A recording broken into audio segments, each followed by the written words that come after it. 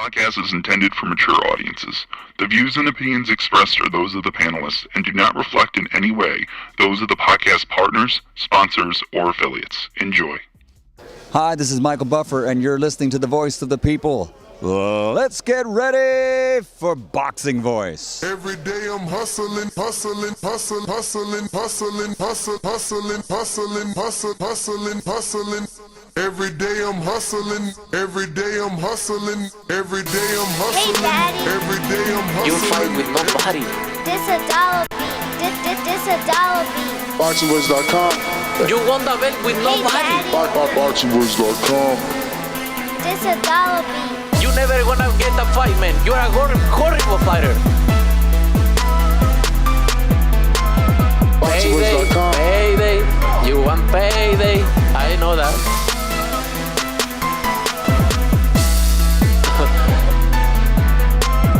Oh, look this guy. There's a plan to go for the belt, and I'm coming, man. I'm coming, my friend. Get the fuck out of here, man. Please get the fuck out of here, man. BoxingWords.com.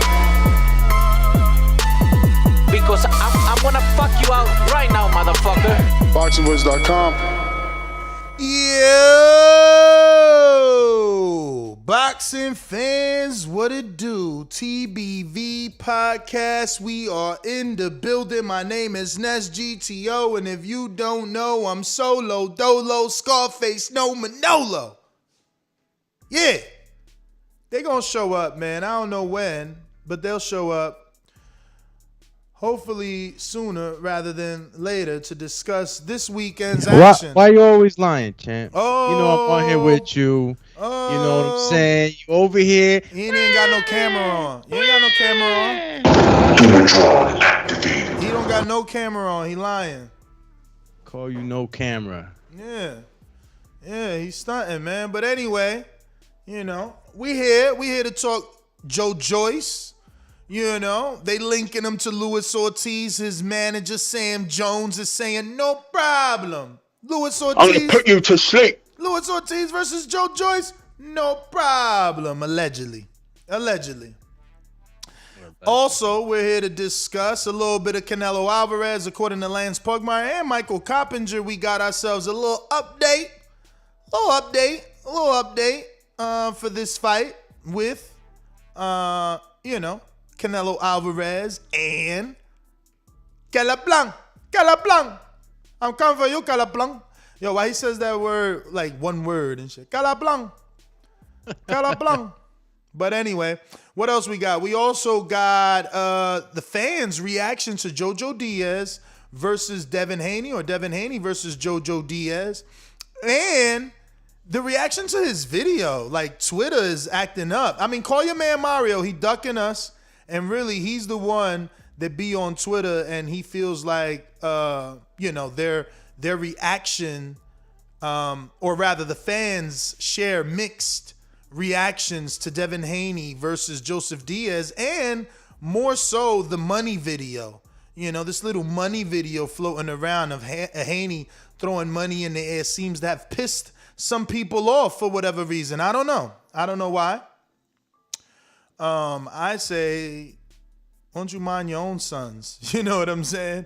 Let that boy do his thing. When you have a 22-year-old son that's a multimillionaire, maybe you can tell someone what to do or how to do it. But, nonetheless, this is an opinion-based show, so you got your opinion, and we'll allow you to spit it right here. So if you have something to say about Devin Haney's money video or the possible fight with Devin Haney and Joseph Diaz, you know where to call in.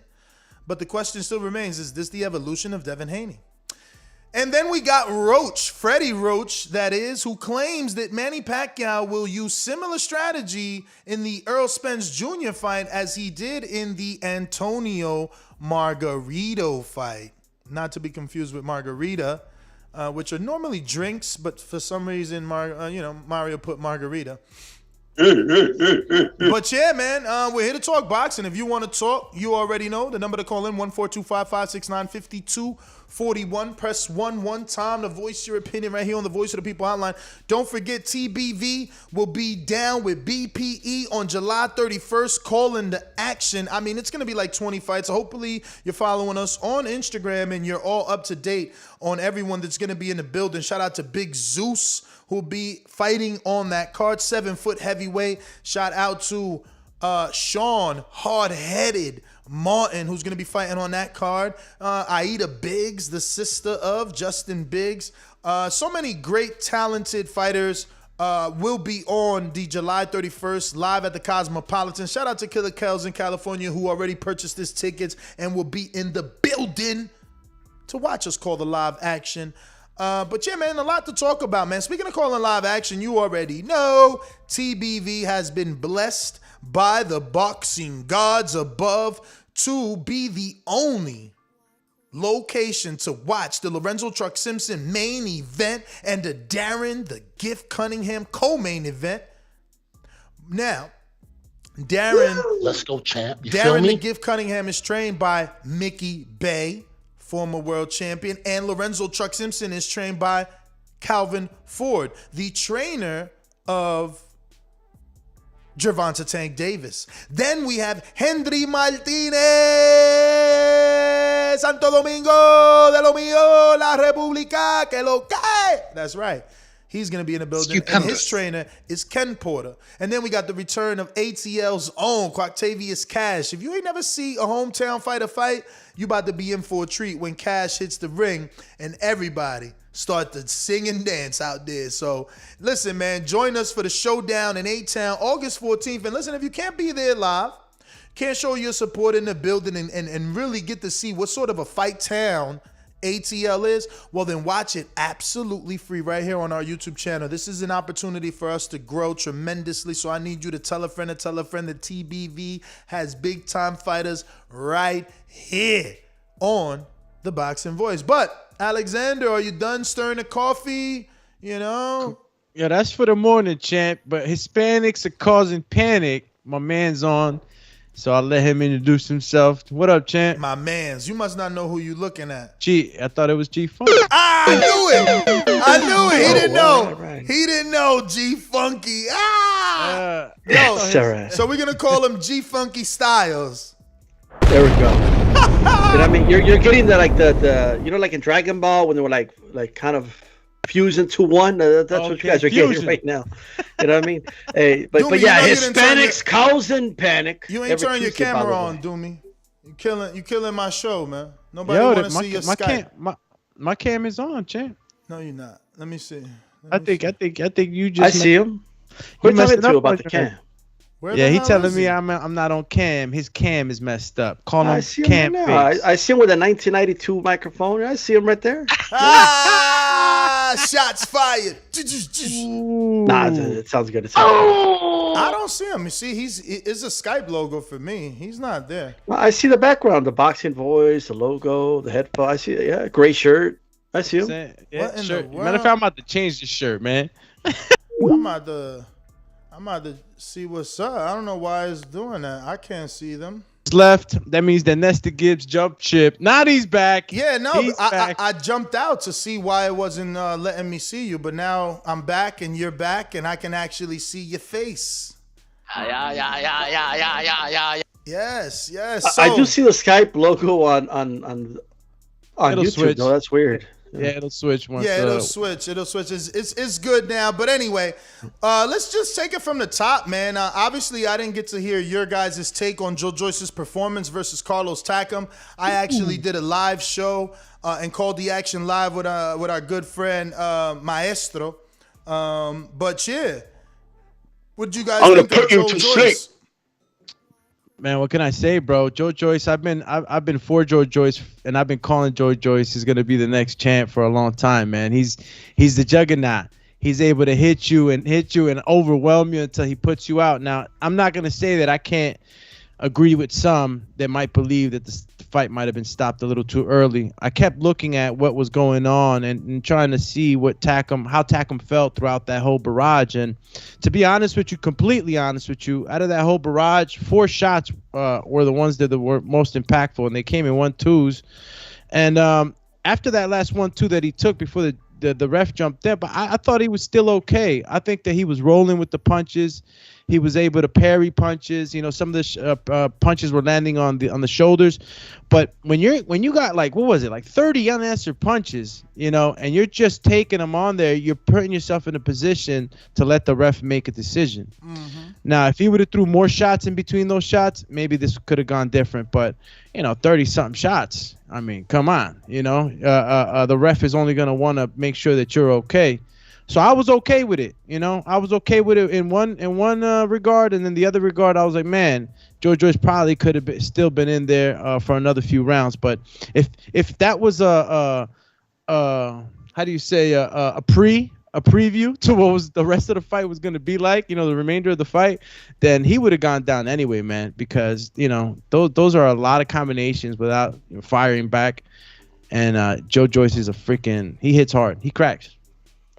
So, for how long is Joyce going to continue to have this game plan where he takes your best shots, right? He hits you with his hammer fist jab, and then in the middle rounds he starts to take over. And how long can he really do that at heavyweight, though? You know, I question, like, is that a winning formula against a Joshua, even against a Wilder?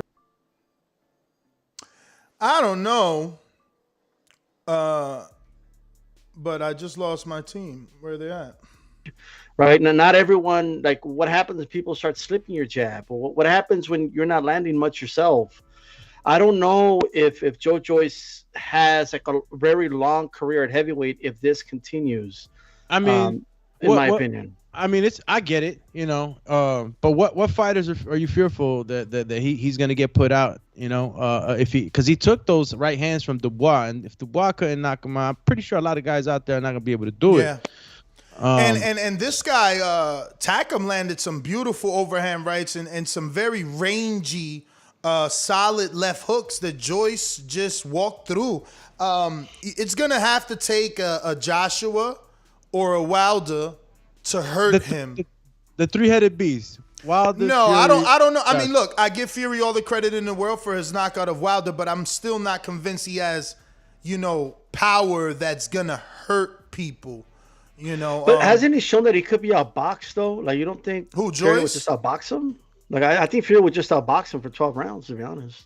There's a possibility, but Joyce is so disciplined, man. I love his discipline on that jab, and you know, the jab, the jab is what set up his left hook, and the left hook is what hurt Takam. So he is I've never seen any fighter that disciplined to the jab. Like, even Floyd would mix in, you know, pull counters. You know, he would not have as much as activity. Even though he was dominant with his jab, he wouldn't have as much activity as Joyce. Like, Joyce is very disciplined on that jab. It's like, yo, we're going out there, no matter what, throw the jab. And you'll see him missing. Like, you know, you'll be ducking and weaving that jab, and he's still just pumping it, trying to tag you with it. But he's making you tired by avoiding that jab. That's why you say the later half, these guys really don't have none, because they're doing all this head movement, trying to move from out of the way of that battering ram. And he's just very consistent. It's like, boom, boom, it's here. Here it is. Here it is. And then occasionally he clips you with a left hook every now and then.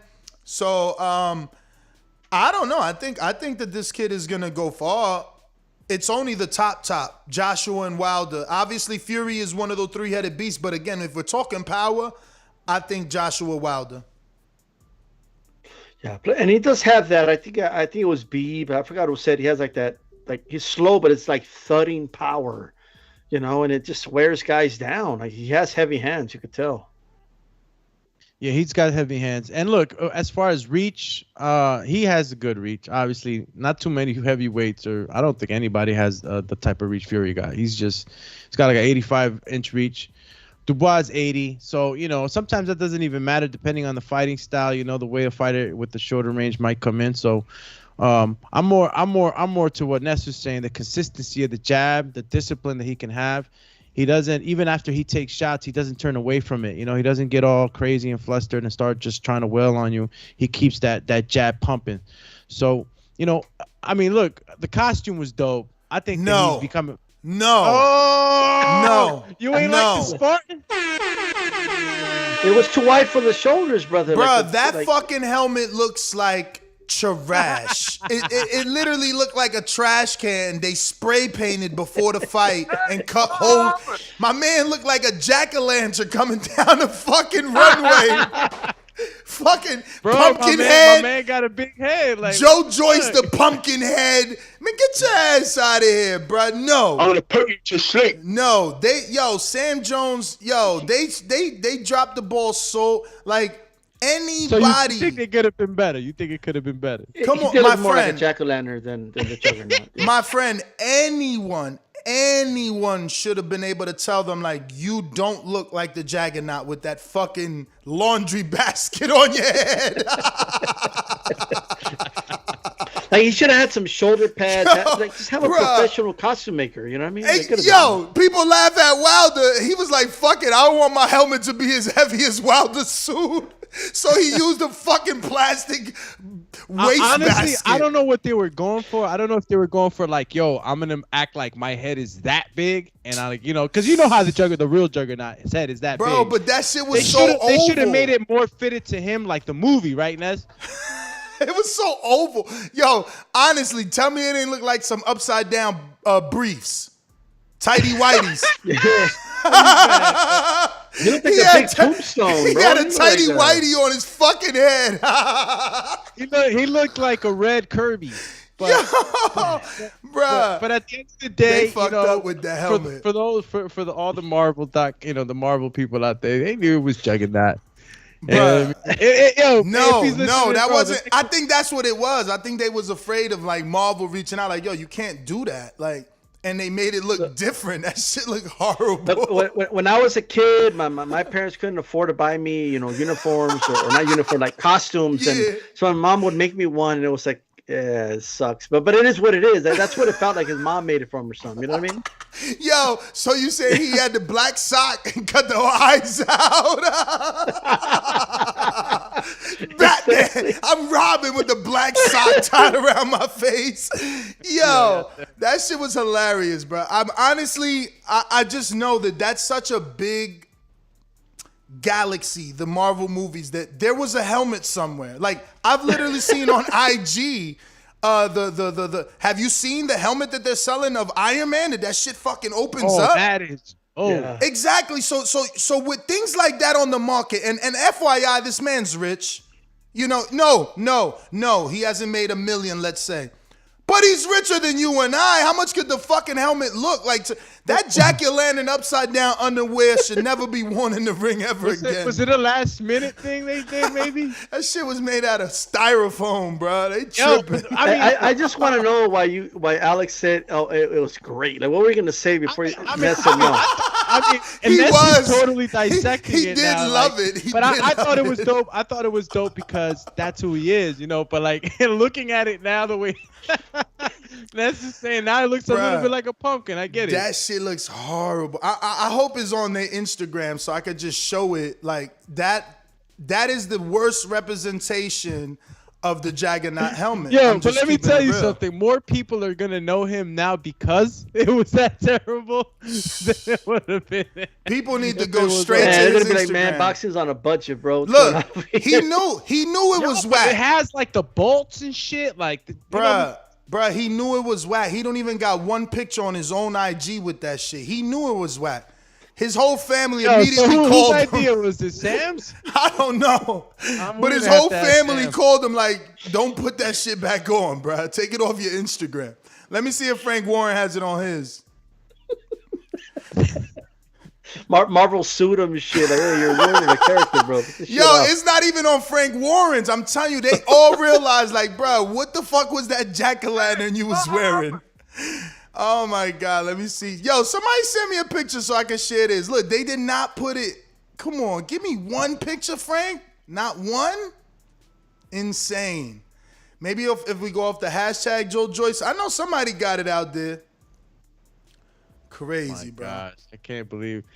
They had to figure something else out. They had to. I'm telling you that helmet's probably evidence. Marvel looking for that shit to sue. Oh, here you go. Here you go. Yo, look at how big. Yo, count 15 seconds. Look at, see, like. Yo, I feel what bad I'm now that I even saying, man. complimented Listen, it now. listen like, to me. Gordon Ness's roast. Nah, listen to me. Listen to me. Ness saved you. You were about to go in about how much you love it. And I like the fact that he's like, exploring that he's trying to become more look of at it. Look at it. It look like this was like stop Lord, right now. Lord have mercy. Just looking at this, like I would have been like, no, don't let him go out there. What the fuck is wrong with y'all? Y'all not his real friend. Look at this shit. Oh my God. Bruh. And then look at the mouth cut out. It looked like the cutout when you make masks in school. It's kind of like when they remove the spout from the juggernaut and it shrinks. That's what it looks like, bro. Yo, Reese Mack is right. He got the fucking skull cap from the dude from Fat Albert. But Alex, tell us why it's so great, though. I'll tell you why it's so great, all right? Because I'm a big fan of the Juggernaut, all right? If you're a fan of the Juggernaut, this should be insulting if you're a fan of the Juggernaut, bro. Yeah, man. Look, that helmet would have fit the real Juggernaut. You know what I'm saying? In Marvel. But I guess... This shit look horrible, bro. It's bigger than his shoulders. Like the helmet, his shoulders fit inside the helmet. Maybe he killed the real Juggernaut and took his helmet. You know, that was the whole notion. Oh my goodness, this shit looks so bad. Yo, somebody say he looked like a red crayon. Well, he does. He does. All right, so what about the rest of his costume? Like, Do it even matter? We can't get it looks past like the they helmet. used part of the eraser on the pencil and shit. You know what I mean? Like, oh! Doobie said, what about the rest? Dog, we can't get past that helmet. All right, we've had the 5-minute roast. Nah, right? I gotta actually. I'm I'm gonna find what the real one looks like because I mean, this is so far from the truth right here. It's bad. It's really, really bad, bro. Like maybe they did buy it at a some costume Marvel place store. No, hell no. That's not costume. That's not fucking. There's no way that suit is Marvel approved, bro. No way. No way. They're gonna sue his ass for even wearing that and trying to say that it's. Look, I wonder if it was heavy. Look at this Juggernaut, and this is like, and this makes his helmet look good, but it also shows you why he chose the wrong helmet. Like this Juggernaut shoulders and trap, like my man's helmet lands on the traps, but Joe Joyce's shoulders go inside the helmet, like. It's not a bad representation of Juggernaut, bro. But I'm going to show some more. He does have a big helmet, so... It is bigger than his shoulders, like, it looks like a big penis, bro. Oh, my God. What's going on? There's a real Juggernaut right there. There we go. Yo, look at this one. This dude looks official. Y'all bringing up Nah, bro. Nah, he really did a bad job. They picked a bad job. Like, look, you can see all these Juggernauts. The helmet is smaller than the traps and the shoulders. It was too big. It was too big. It was too big. It was definitely too big. Mm-hmm. They could have made him a helmet, right? They could have made him a helmet that looked better. Look, he beat up the real Juggernaut, took the helmet. That's why they fit him like that. Yo, at least looking at this, the cutout of the mouth is almost the same. Yeah, it's almost spot on. They tried. They really tried, but it looks bad. Yeah, a little bit. But they did try. I mean, and the cutouts, he looks meaner in the cutout. Look at this. This says they tried. Well, you tried. That's usually when it's horrible. Why you try? Bruh, it's crazy. Nah, especially looking at all these Juggernaut pictures, like they could have made him look so much better. But whatever, he tried. And no one else is trying, right? No one else is going. I mean, other than Wilder, no one is going to this level. I think my man Michael Hunter is also doing his thing. True. He do. That's it. But you see, Imagine he would have came in with a fake Predator mask, bro. Like, come on, man. Yeah, nah, his is official. Gotta give him that. No, he probably bought that shit from Hollywood. That's an expensive mask. But that's how you gotta do it. You're an entertainer. How you out here with the cardboard version of the Juggernaut helmet, man, and you fucking Joe Joyce? Nah, man, you gotta do better. I wonder where they got that helmet. I don't think they made it. I think they bought it somewhere. I don't think they made that shit. I mean, I don't think they bought that, bro. Come on. Oh? Bro, it don't look anything like... I'm still looking on this comic book page. It doesn't look anything like that helmet. I think it's just the size. First of all, I don't even know where they got all those damn nuts and bolts from. Like, I've been looking at 100 pictures. Look, if I show you this picture again, he only got bolts at the bottom. You know? That's right. That's a good observation. Yeah. They put so many nuts and bolts on my man's helmet. It's like, what are y'all even doing, man? But, you know, they tried. They tried. Yo, let's see what we got on the super chats. I know people are saying much and plenty about the roast right now.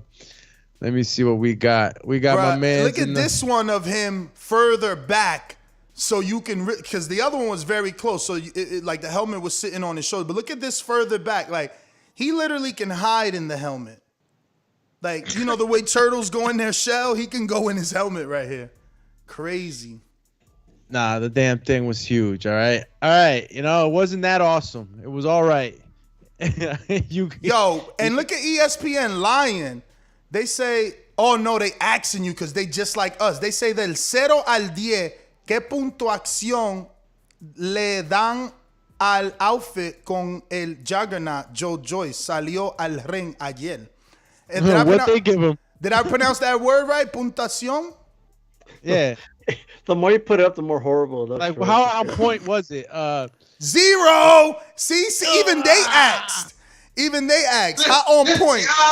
They said how on point was his ring outfit that he wore yesterday. So I sent you a link, Ness. It's in the chat there. Like, that's a costume he could have gotten. I mean, it's only $300. What's $300 to Joe Joyce? You know what I mean? Exactly. You sent it in Skype or text? The chat. Yo, real quick, while y'all look at that link, High and Low Sports Entrum says the boxing voice is more. Shout out to you, champ. Showing the love on the super chat. Daniel Vega says, bro, that was the 1990s X-Men Juggernaut helmet. Bro, the one that D-Style sent, this shit, I mean, I question, do they really sell this? This looks too good. I mean, it's only $300, bro. Yeah, but I don't know, bro. This looks too good. Oh, that looks dope. That must be the space version and shit. This looks too good, He bro. just has to put on the helmet, though. You could no, you're right. You're right. All he had to do was wear the helmet and fuck the yellow costume. That helmet looks amazing. That's a figure you're buying, dude. That's not a costume. Oh, there you go. A costume? Are you sure? Fucking D-Styles out here sending us the wrong shit. Oh, shit. I Googled costume, so. That's a fail, right? It says toy. It does say toy. Dope. The helmet. Oh, shit. Yeah. It is an action figure. Doomy's right. The helmet is. Never mind. Again. But I'm sure they sell something like that. They could make something like that. I'm sure, brother. Marvel is too big of a universe. It's too much money for them not to have it. But we do got some super chats. Let me see who's up. You got well, I don't know if there was any more that came about. Those two were the only ones I had. I see. After Daniel Vega. RS1 who says mushroom emoji. So he's talking about Joe Joyce's head looked like a mushroom from Mario Brothers. He looked like a Koopa Troopa. Say he looked like a Koopa Troopa. My man looked like the little mushroom you got to eat to get Big Mario. God. But anyway, now that we roasted his little outfit, man, do y'all want to see him in with Luis Ortiz? That was the talk. His manager said, Luis Ortiz, Joe Joyce, no problem. He said, no problem. That's a big fight. Y'all like it? Y'all believe it? Yeah, I believe it. I like it. I'll pay for it. I like it. I kind of envision that fight similar to a Takam fight, maybe a little tougher, where I think Ortiz will probably be outboxing him early, catching him with some big shots. Joyce will more likely take them, and then I just see him wearing them down in the second half. Wearing down Luis? I I think if there's anybody that can test your metal, it's gonna be Luis Ortiz, man. Yeah. So I'm interested in seeing that fight because I think that fight, it'll give the audience and the boxing fans out there a better measure if he's really ready for that three-headed monster, which is Tyson Fury, Deontay Wilder, and AJ. So I think it's a great fight. Good common opponent too with Wilder. So the thing is, guys, I hate to be the bearer of bad news, even though I love it because stir the pot. Does Al really let Luis Ortiz fight the Juggernaut? Isn't he gonna? Because like, wouldn't he just give him to Andy Ruiz? Like, that's his former unified champ. Like, if you're building to the Wilder fight, what's the better thing to do? Give him a common opponent with Wilder so that the public is ready to see that fight. And we know he's done this before. He didn't let AJ get Luis Ortiz for $7 million on 5 weeks short notice. We all know that. So it's like, So when they were speaking about the fight with Sam, who did the interviewer? Twitter. All Twitter. Someone tweeted him like, "Yo, Sam," and he was like, "No problem. We can make that all day." Shit. Well, Luis Ortiz he needs a payday too. You know what I'm saying? My man doesn't get too many opportunities out there. So payday, you want payday? I know that. Yeah, we know that. I know he want his payday. He got to get his payday. So am I interested in seeing Andy more? I mean, is business? I guess does business dictate the opponent? Is Andy going to be in there? Does Andy who do you offer? Because Luis Ortiz is with PBC, no? Mm-hmm. So if you got two, why send Andy instead of Ortiz? Send Andy where? I think you meant Ortiz Ruiz, right? Ness, is that what you meant? That's what I meant. If you're Al Heyman, why would you send Ortiz, who's 42 years old, fought Wilder twice, some would say is on the last back half of his career? Why would you send him to lose to Joe Joyce when he could lose to Ruiz? Unless you're using it as a barometer, What sort of barometer? Well, because if you've seen the way Joe Joyce has been winning, he's only going up into he's only destined for a title shot if he keeps winning. So if you put him in there with a Luis Ortiz, you get. See, Andy I think is more of a star. So if you send in Andy and Andy loses, then. But you sending Andy to lose versus Joyce? You're saying? I'm thinking that's a very dangerous fight for Andy, though. Yeah, but Andy ain't gonna fight Joyce. That's what I'm telling you. It's Luis, right?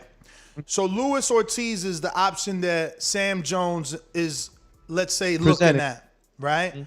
But Luis belongs to Al. So I'm just throwing in the pot, like, if I'm Al, why am I sending Luis to do a one-off on BT Sports in the UK when I could just have him fight Andy Ruiz in America and build up to the bigger Wilder fight? That's where I lost. You were talking about Luis versus Andy. Okay, I get it now.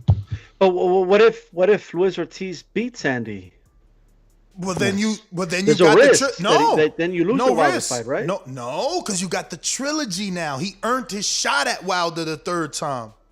Does anybody want to see that again? Yeah, that's what I'm saying. I don't know if I want to see that again. Come on, guys. If he beats Andy, like, how could you? Like, Dillian is about to get another title shot because he fucking worked his way back up. What Wilder did to him twice. Like, a lot of us are not going to. Well, what do you mean? He beat him twice. It's not just one time. Yeah, but he beat him twice. He beat him twice in 2 fights people thought he was losing. Yeah, that is true. But like, if anybody knows what we know, I guess everybody does know, then Wilder knocks you out. That's what he does, and he's done it twice, and he succeeded. So, I wouldn't be as excited to see that fight as if I would get that. I think you guys say that now, but if Luis Ortiz knocks out Andy Ruiz, I'm pretty sure you guys will be excited. I guess maybe. You could still save the Andy Ruiz fight for Wilder without him fighting Ortiz. While you could still have Ortiz possibly beat Joyce, because it's the same scenario, Ness. If he beats Joyce, that is another selling point for him to fight Wilder again. It's kind of the same thing. I don't know. I wouldn't waste my inventory on an outside project. Just, I would keep my inventory. They need him. That's why they're saying Lewis's name, because they need opponents Over there on the Warren side, they pretty much done all they can do. They went over there to get the Dubois fight, and that's done. Now, can Warren somehow make a Tyson Fury fight? Yeah, but he's busy, and he'll be busy for at least 2 more years, if not retire afterwards. So if you're Joe Joyce, you went over there for Dubois. That happened. You know, they probably offered him a 2-fight deal with a rematch thinking Dubois was going to win. No need for a rematch. He moves on, and he's getting tune-ups now. Like, how many tune-ups he's had on BT? He fought some other dude, right, the other day, like a white dude a couple months ago. Who? Joyce. Wait. Well, no, I thought it was just Daniel Dubois and Carlos Takam. Yeah, I don't know about an in-between fight. Yeah, before Daniel, it was Michael Wallace. There you go. I know he fought some, bro, and that was a BT fight. That was a BT fight. So It was a BT fight. I'm telling you. Hey, by the way, Ortiz Ruiz is a good fight though. Like if they do that fight on Fox pay-per-view or something, or even on Fox TV or something like that. Yeah, that's a good fight. And listen, I mean, if you're Cuba versus Mexico, I don't know if there's ever been a rivalry in amateur boxing or anything like that in the pros, but no, it's not a rivalry. The Cubans are too dominant in the amateurs, but I hear you. Yeah, if you want, if you want Ortiz Ruiz, then you can't want Joyce to fight Ortiz. You're right. I mean, at the end of the day, look, Al gets a cut from both of them, right? He makes a big event. It's whoever wins, he wins because that fighter comes out on top. So I agree with you, and it's a good fight. Luis Ortiz, which by the way was kind of close to happening. If Ortiz beats Wilder in the rematch and Ruiz beats AJ in their rematch, right? We would have probably had that fight. For undisputed. And it's the thing. If you're Andy and Eddie Reynoso, you're probably like Dillian White is more of a dog than Lewis. Lewis is 42. He's been knocked out twice now by Wilder. Let's jump more on of him. a dog, yeah, but like a better boxer, hell no. Yeah, but more of a dog, meaning he's gonna have that energy. He's gonna be able to kick up. Luis Ortiz be like spitting in the ring and shit, showing he tired. Like, come on, man. Why you got, bro? He's spitting because he's spitting, man. He's got high blood pressure, brother. Yeah, bro, exactly. Jump on his ass. Jump on his ass. I'm telling you. Y'all want to say all of that, but like everybody was dodging this guy. Well, I want to call him, and we all went through that. Oh, look, the old man. This, yeah, this. No, but they're not in a rush to fight him. Doomy, that's all cool. Nobody's in a rush. That's all cool, but he's 42 now, and we just believe in BoxRec. Father Time is undefeated. All I'm saying is, if you're Andy and Eddie Reynoso, you're like, damn, Al Heyman really loves us. They gave us Areola. He was coming on. Areola put Andy down. I hear you, but you're not looking at it. Listen, if you're my fighter, brother, and I'm giving you a name fighter who hasn't been active in 2 years, I'm blessing you. If you're my fighter, and now I'm giving you another fighter who hasn't been active and is 42, I'm blessing you. That's all I'm saying. I get it. I'm giving you a good opponent. They could be telling fucking Andy like, yo, you fighting Mike Coffey next, so up and coming hungry dog. No, they tell him, yo, you want this 42-year-old grandpa? You want to retire him for us? I get it. That's I get it. On paper, it sounds like a dream. Absolutely. But and again, it all goes to what's up, brother? Go ahead, vent, man. No, I'm just saying, like, there's still, yes, he's 42, but there's some pressure there. Like, that means Andy's got to look good. You know what I mean? Listen, if he's 42, you're just saying to yourself, he's 42, and he might even be older, is what you're insinuating. He didn't look good in the Areola fight, bro. He didn't look good in the Areola fight, and the only one on this panel that talked pay-per-view in the Andy next fight was you. So it really don't matter how he looked. You already willing to pay for Ortiz on pay-per-view just because of the name. It don't matter. That's how boxing is, and I think Adorno said it on our interview this morning. One of these mornings, he said, like, we train 12 weeks, 10 weeks, and we want to have a good performance. But if we don't, everybody jumps off the bandwagon, and that's all that's happening right now. Andy got clipped after losing to AJ. He didn't look as good as people expected. So they dropped it, they jumping off the train. But I'm still rocking with Andy. I think he's going to do good in this heavyweight era, especially with the guidance of Eddie. They're going to always choose the right opponent. People forget, too, man, this is the heavyweight division. Like, Yeah. You could get clipped and dropped. It happens more in this division than any other division. Remember, Cunningham, of all people, dropped freaking Fury. You know what I mean? Yeah. Now, Fury got back up, but let's not forget, Andy did get back up. You know what I mean? Against Areola, and I boxed him for the majority of that fight. So, yeah, he got clipped and dropped, but is it just circumstance, something that just happened? Or do you guys think he lost too much weight? Like, do you buy That's the theory? exactly what I was jumping into just as you was going to finish, brother. I was going to say the only thing I'm worried about, like you mentioned, it is the heavyweight division. And for him being a smaller guy in the heavyweight division, you know, you're losing weight. You lose some of that punch resistance. You lose some of that that momentum and that weight that comes behind the punches. You could go ahead and tone up, be faster, but it can affect you. And I'm pretty sure that, you know, they've talked about that in that camp, and they're going to find ways to try to replenish some of that resistance and maybe put on more muscle. But you already know, you put more muscle on, you're using more oxygen. So, you know, everybody's physiology is different, and that's the only issue I had when I saw him get knocked down by Areola. You know, I'm like, maybe a well-placed shot, it can knock anybody down. You know what I mean? But I've seen Andy take harder shots from bigger guys in the past and still walk through them. So it surprised me a bit. We'll see what happens with the next opponent. Look how he looked against Alexander Dimitrenko. If anyone has an opportunity to watch that fight, It's a good fight. to me, that is Andy at his best at heavyweight. And that was only like 2 months or so away, or less than that, actually, like a month and a half from his fight with Joshua, where he actually gained a little bit of weight. That's where Andy should be, in my opinion. Like, he was too big, obviously, in the Anthony Joshua fight, and he was just too small in the Areola fight, you know? Yo, you know that you're choosing to pick a weight that you feel is best for him based off performance, not based off actual weight or facts, because he weighed 262 for Dermientrenko, 268, which is just a 6-pound difference for the AJ second fight. Yeah, no. Well, what I'm saying is, or rather, is first that fight. he dominated that fight, right? And then he was basically ready. That was the camp he had, right? Going into the Joshua fight, he just happened to be in shape. Yeah, Yeah, but what I'm saying, he performed. But what I'm saying is that the both of you led this conversation insinuating that weight gain or weight loss could be the reason that he didn't perform. I'm simply stating the facts. When he beat Dermientrenko, which is allegedly the best time he looked according to you, he was only 6 pounds lighter versus Areola.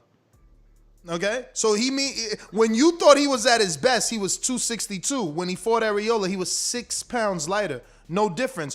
When he fought Ruiz fought AJ for the first time, he was 6 pounds heavier than when you thought he was at his best. So I don't know exactly what the damn, yo, you messed me up in the beginning of the show too. It is G-Funk, right? No, it's fucking G So style. then why didn't you correct me? Both of y'all just stared at me. Because his co-host is G-Funky with Hispanics causing panic. He's D-style. Yeah. D-Style, sorry for the disrespect on it, champ. Listen, I don't know if me and D-Style are on the same page here, but I think we are. See, you're saying we're insinuating based on whether he lost or gained. It's not just that he lost or gained. It's a very minimal difference in weight, as you just pointed out. Is the physiological change that I'm more concerned about. So he's packed on more muscle. You know, he's lost less fat. It looks like when he had more fat in his body, he was more punch resistant. So that's what I'm talking about. I'm not talking about so much as like the weight difference, is the kind of weight that he was moving. So I also think you're underestimating us how much of a difference, like 6 pounds, 10 pounds is. Like that's a big difference. Not in the heavyweight division, man. Yeah, it is to the individual, though. To the individual, it is a difference. Like, bro, in my opinion, literally, that's like a bowel movement. Cut the shit, bro. I'm keeping no it pun real. intended. I'm for really, those that don't know, he all was actually pun lighter for the intended for Parker me, fight than he was for Areola, so he's been lighter before, right? I just think that's too light. Like, in my opinion, again, I'm not his nutritionist or anything like that. You know, I'm not saying like, I'm just saying like the best he's ever looked was in that fight. I get that the level of opponent wasn't that great, right? But hey, he added a couple more pounds, like 6 more pounds against Joshua. that's when he won the heavyweight championship of the world. That's probably like the 260s or so is where he should be, 265 or above. I don't know, man. I think he just shocked Joshua. You know, he went into that fight expecting a fat, out of shape, slow dude, and he got someone that moves well and surprised him. So he prepared from the second fight and he handled him appropriately. I don't think it has anything. He was 280 something in the rematch, though. He was horribly out of shape. I hear you. I just don't think it had anything to do with shape, though. I think it had more to do with Joshua than Andy. He was 284 pounds. He was 20 pounds heavier. I know that might be a bowel movement for Andy Ruiz, but it's still like that's a big bowel movement, right? No, I listen. I hear and obviously, Anthony Joshua changed the game plan, and Andy came in a little slower. So fighting on the back foot, you got Andy that's a forward fighter with pressure. He's heavier. He's not able to catch up to AJ, and obviously AJ did what he had to do to make sure that he won that fight. You know, he fought on his back foot. He was quicker. So with that way, it slowed him down. It definitely slowed him down. He was too big, too big, and he knows it. You know, he pointed it out that you know he slacked a bit. I just think Andy, it ain't about weight, especially in the heavyweight division. It ain't about weight. It's about working out and being in fighting shape. You know, he's always gonna be a pudgy dude. Like, that's just him. He's always gonna be pudgy. You know what I'm saying? It's gonna take years to transform all that. I think it's more about being in shape. In that second fight, he wasn't in shape. He left his trainer because his trainer told the truth. Like, I can't make him come to the gym. So you're looking at the weight increase. It had nothing to do. The weight increase was a direct reaction to him not being in the gym. If he's in the gym, you could submit the weight, and the way he looked like a walrus, bro. You couldn't even see like. No, but I mean, obviously the weight came on because he didn't train. You know what I mean? I agree that he looked big, but all I'm saying is that his trainer let you know, like, yo, I'm not taking responsibility. I can't make him come to the gym. I'm not no one's babysitter. So he told you all the reasons Andy looked the way he looked. He said it.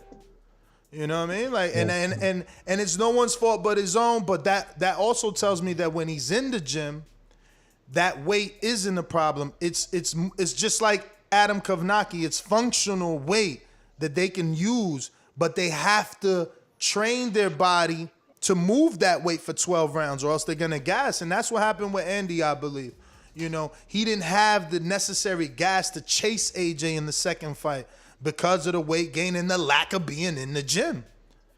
Yeah, and I don't want to take anything away from AJ. AJ basically just did what he had to do in the fight, you know. So I'm not taking anything away from him. Question. You know, but yeah.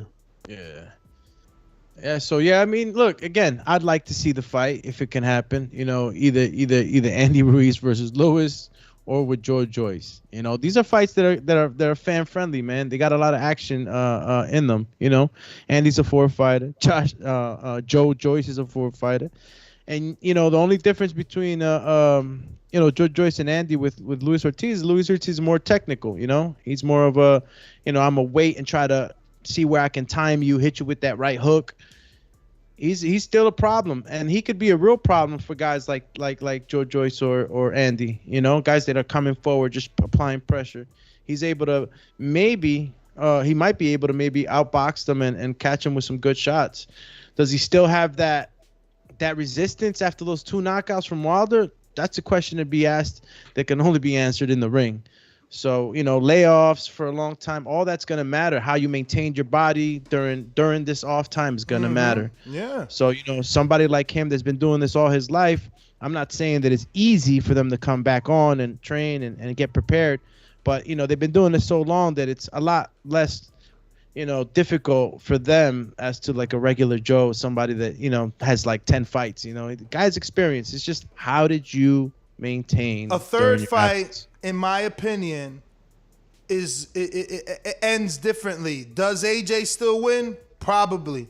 High probability AJ still wins, but I think that Andy gives him another exciting fight like the first one. He just wasn't physically ready. So much, man. So much that people are overlooking. It's like the first time you make, what was the rumor, $4 to $9 million? you know the amount of spending and life living he was doing? It's different now.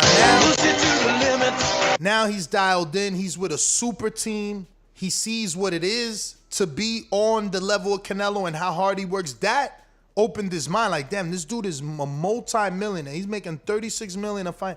And look how hard he's training.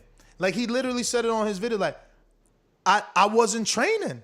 And a lot of fighters are like that. See, I know because I've been privy to go to dozens and dozens of gyms. So now I can compare the way D-Styles trains to the way that Alex trains to the way that, Adrian Rowan trains to the way that Info Joe trains. And it's like, wait, damn, Adrian stays in the gym 2 hours and he hits the bag for 10 rounds. Doomy's hitting it for 6 rounds, but he's doing 30 minutes of jump rope. D-Styles don't never run.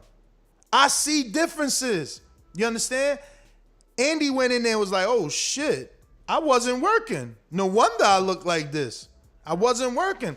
I think we're going to have a different version Canelo's of warm-up used to be my whole training session. Right? Exactly. Exactly. Like, look at the session that got leaked. Everybody's going crazy.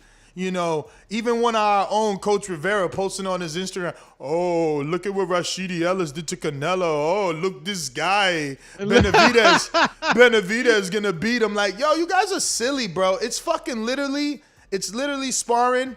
And I'm shocked Coach Rivera reposted it knowing he knows fucking Spanish. Oh, look at this guy. He knows Spanish. And you can hear Canelo telling Ellis, come on, Ellis, hit me. Vamos, like, let go. Eso. Like, come on, motherfucker. Give me the work I really need. You know what I'm saying? But people looking at it like, oh, Ellis landed a few punches. What would Benavidez do? Like, bro, smack yourself, man. Yo, if your sparring partners aren't having any punches on you, you ain't doing something right, right? But that's right. No, listen, they're not supposed to hit you in sparring because it's not supposed to be practice and preparation. Like, what the fuck? Nah, look, you're definitely gonna take shots in sparring. Come on, and like you know how it is, man. They blow videos out of proportion sometimes. But from what I was seeing in that video, I was still seeing Canelo slipping. Yeah, he got caught though trying to do an all-Yugen though. You seen him? He got clipped. Yeah. But you know what it is though? In sparring is the chance and opportunity that you get to practice crazy shit before you try it in the ring. Yeah. Right. So like if you saw my man do an all-Yugen and he missed, guess what? He ain't gonna do it in the fight. He wanted to know if he could get that off, and he's not gonna do it in the fight. I was like, yeah, I know how to try that shit. Yeah. Like, nah, that shit ain't work. I'm looking for it because I know it's all over the internet. People were going crazy. I was shocked. Honestly, I was. And Rashidi was fighting on his back foot, throwing his jab, popping his jab. And, he gets great work from Rashidi for years. He's been getting great work from Rashidi. So, shout out to Rashidi Ellis, man. Cheers. And, let me see. Yeah. You got it up? You got the video on this? Not yet, man. Not yet. I will locate it. I know Coach Rivera got it. Let me just go to his Instagram. I just want to make sure he's got the one with the good, clean audio. There's plenty of them out there with horrible audio. That you can hear because it's important to hear what Canelo is saying. You understand? Gives more sustenance to what was going on. Yeah, let's see what's happening here with this one. Come on. You see? First thing you hear is, come on. Like, give me fucking work, dog. I want work. You know what I'm saying? I'm here for work. Give me work. Come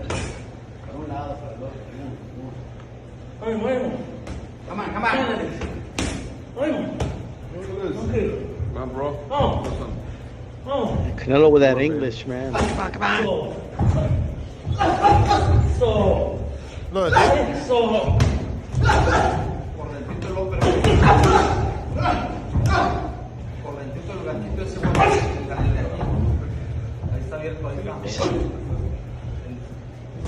Looks to me like Canelo's working on something. Exactly. And he walked his man down. Like, he made Rashidi Ellis eventually go back. Yeah, he landed 2 straight rights, but why he going back? Because of these body shots coming right now. Look. It's playing on YouTube now, so all the TBV family out there, they're getting a chance to see the all-you-can. You can hear the corner say, come on, Ellis. Yo, that was that Callum Smith punch. You see he punched Ellis on the left hand, on the left arm? Bicep? Yep, near the elbow. Oh, man. No joke. Come on. We need that sound bite. Ooh, Ellis did catch him with a quick right, but he's basically telling him like, you ain't got nothing. Look, the gym, like, eso, they want it. They want the work. Give me the work. But people looking at this and they're like, oh my God, Canelo, he's gonna lose. Like, come on, bro. Sparring, man. Sparring. But, go ahead. Great work. Yeah, really, really good work, man. Really good work. That's what that is, man. That's what that's all about. And for the whole TBV fam out there and those listening, like, that might not understand, is like, this is what goes on in sparring. This is what goes on behind the scenes before you actually get to see the fight. You know, sometimes we polarize these boxing stars that are doing so well as people that are untouchable. They're untouchable, dude. It's a fight game. You're gonna get touched, and I'd rather it happen in the fucking sparring than in a real fight. Super chat from Ken Stone says Joe Joyce versus Takam was Walmart Foreman versus Frazier, and I'm laughing because, bruh, Takam thought he was Frazier the way he was ducking and deciding. I don't know who he thought he was, but I'll tell you what, it was working. It was working. It was working. And you gotta understand. I seen a video the other day, and I related to it so much. And I know Mustafa. Shout out to Coach Mustafa at Mustafa Boxing too. They train some of their fighters with the positioning of their hands a little closer down from the high guard. You know, they believe in this. You know, block, jab, block. So it's a different style of fighting, and a lot of people look at it like it's like just untrained movement. Like, I'm just moving. No, it's literally slips. Slips, parries. There's a technique to it. So what Frazier used to do, that was a well-known Philly style. That's what he was doing. You know what I mean? But people just look at it. He's a famous heavyweight champion that fought Ali, right? So. Frazier, I think, was a little more. He was more of a risk taker, you know. But referring to what Takam was doing, I was liking what I was seeing, man. Like I said, like, you know, I'm conflicted by whether it should have been stopped or not because of, you know, how it was working out for him. But, you know, I can't blame the ref, you know, and me as a ref now that I, you know, shout out to the Watertown, Wisconsin crew, Adrian Rowan, everybody. You know, we're going to have Border Wars in Watertown again. We're going to be representing TBV, commentating, streaming the whole nine. Is going down, and being a part of, you know, this Border War series and being a ref myself, it's a tough job, dude. I know sometimes you can royally fuck it up, but, you know, it's a tough job. Yo, side topic. I want to get your thoughts on Big Charlo. Everybody familiar with Big Charlo? We're familiar with the big dog, Big Lion, Big Lion. Big Jamar.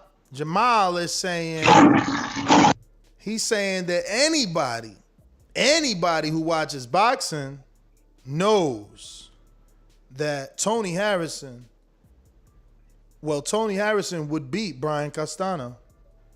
And that goes for anybody who watches boxing. You would know that. That's Big Charlo that said this. Big Charlo said that. What's your thoughts? Well, what was his point of saying it? Was it to... My brother just had a bad night. He believes Brian Castano was not the toughest opponent of his brother Jamel, and that Tony Harrison would beat Castano if they were to ever fight. I don't know. Opinions, man. You know, like they're like assholes. We all got one. You know what I mean? Look, at the end of the day, I think what happens sometimes, a lot of fighters will, like, in the eyes of the public, lose a fight.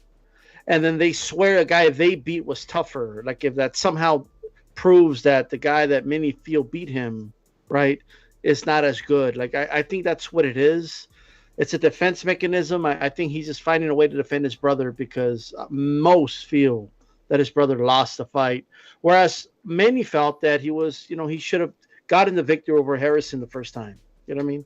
I think that's what it is. But at the end of the day, I don't even know why they're doing it that way. Just give Castano his credit, run it back, and it'll be a bigger win for you if you win. I mean, look, the way he Charlo, you know, posted right immediately after a fight, I think that he handled it very well. I was very impressed by it. It made me more of a fan. So shout out to Jamel. But as far as him, you know, Castano versus Tony Harrison, and Tony Harrison wins, that's like that's like my man D Style said. It's just an opinion. Is Tony Harrison a very slick boxer that can cause issues to a forward pressure fighter? Of course. But, Jermell was also a very good, boxer. He's not just an aggressive puncher. He's an aggressive boxer puncher. So it's even more dangerous than a Tony Harrison. I mean, Tony Harrison can pack some crack on those counters, but he's not known to be knocking guys out, out cold. That was Jermell.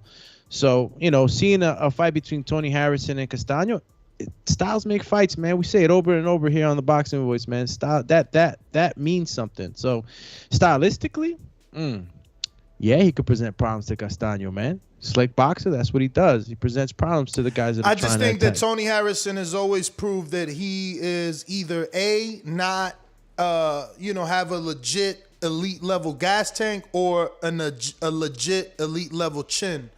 I think the pressure has effect on that, and that's He definitely. always loses by like knockout When he's- or when he's- TKO.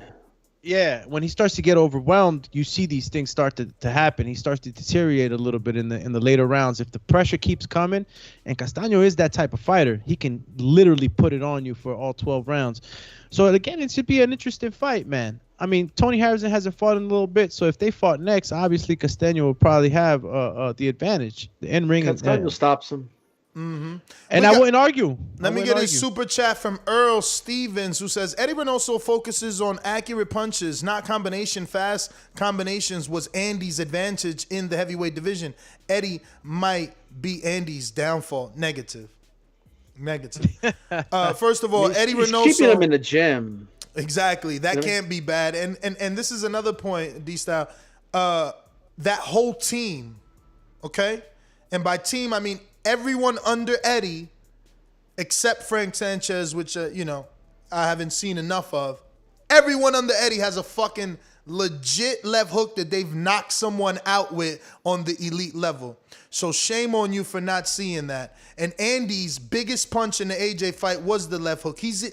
Andy found his home as if that was literally his home. Like his mother and father must live with Eddie, bro. You kidding me? Oscar knocked out Beltran left hook. Come on. Canelo does it to everybody with the left hook. And Ryan did Campbell with the left hook. I mean, like, let's just stop. He's where he belongs. It's never gonna be in one performance. You can't just get with a trainer and all of a sudden they unscrewed your fucking head like a Coke bottle and poured in all the knowledge and ability to actually comprehend that knowledge and act out on it. Come on, it takes fights, man. Let me tell you, Kei Kimura has how many fights with Jarrett Hurd, and they lost. Kei Kimura has how many fights since Jarrett Hurd lost to Julian Williams with Jarrett Hurd, and he lost. So like, we gotta chill and give everybody an opportunity. You know what I mean? Look how good Zachary Ochoa looks with Breadman now, and I'm sure it's gonna take more than one fight, which he hasn't even gotten with Cassius Chaney. So like, you gotta give the trainer some time. You know what I'm saying? Look at what happened to Neri when he left Reynoso too. There was a lot of criticisms. Oh, Neri's he's not himself. I think it's Reynoso's fault. But look, before Reynoso, he wasn't disciplined. He wasn't making weight at 118. That's why he was fighting at 122. And then, he fights a big 122 pounder and he falls apart in that fight. I think if he wasn't, he gassed out after 2-3 rounds. Ain't no way you go through a training camp with Reynoso and gas out after 2-3 rounds. There's no way. You know what I mean? So I think you can't just say that, that's going to be the downfall of Andy when all the downfalls of Andy were without Reynoso, right? Like his performance against AJ where he came fat and out of shape because he was eating tacos with the Saudi prince the week of the fight, right? It's not Reynoso's doing. Right now we're seeing Andy, right, not eating pizzas on his Instagram and not doing all these other things I was seeing. I'm seeing him jump rope. I'm seeing him hit mitts. I'm seeing him in the gym. Bro, did you see the bicep workout he was doing? I can't do that shit. He had the trainer holding him where it's like half. You're going to do maybe 135-pound bicep curls. Then I don't want you to stop. We're going to superset. Now you're going to change the level and do them from up here. And then we're going to stop. Then we're going to stop and you ain't going to stop. We're just going to stop that. And now you're going to do full extension. The whole way. Yo, stop playing, man. Eddie got Andy over there like a fucking machine. It's going to take more than one fight. Relax. If you don't want to relax, jump off the bandwagon now. Would you agree with this, though? If he leaves Reynoso, all of a sudden, I'm no longer with Reynoso. I want to thank Reynoso and all Canelo team. I'm going to go with a new trainer. Would that be a red flag? To me, it would. It would be a huge red flag to me, and I don't know that there'll be anyone else that can keep Andy in check. See, Andy's not in check because of Reynoso. I think Andy's in check because he sees the other fighters that are his peers. Like, you gonna look bad if you can't do what Ryan's doing and he's a kid. He's in check because of his environment. Exactly. Right? So you break away from that environment, that's it. There's no accountability anymore. There's no one, you not even looking like, imagine training with Canelo, bro. Like literally, Show Kid knows it, and that's why his life changed, because when he came to the gym with us, I was trying to record him. He's hiding behind the bag. Like, there's professionals that do that. There's professionals that, like, you there to record them, and they like, trying to move so that they behind the bag. You understand? So that you don't see how hard or how many punches aren't landing or they're throwing. Like, these dudes are human too.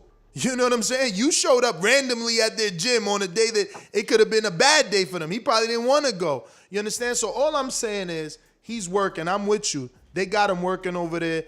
Anywhere else he goes, I'm very afraid.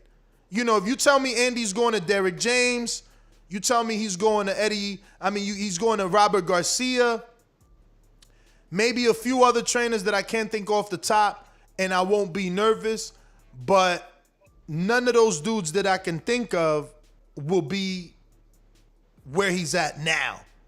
And I think where he's at now, not only is he receiving the benefit of the trainer, but he's getting everything else. Like, look, by the grace of God, you got Canelo, strength and conditioning coach, who's magically transforming you. His legs went viral. He posted a picture of his fucking quads. They went viral.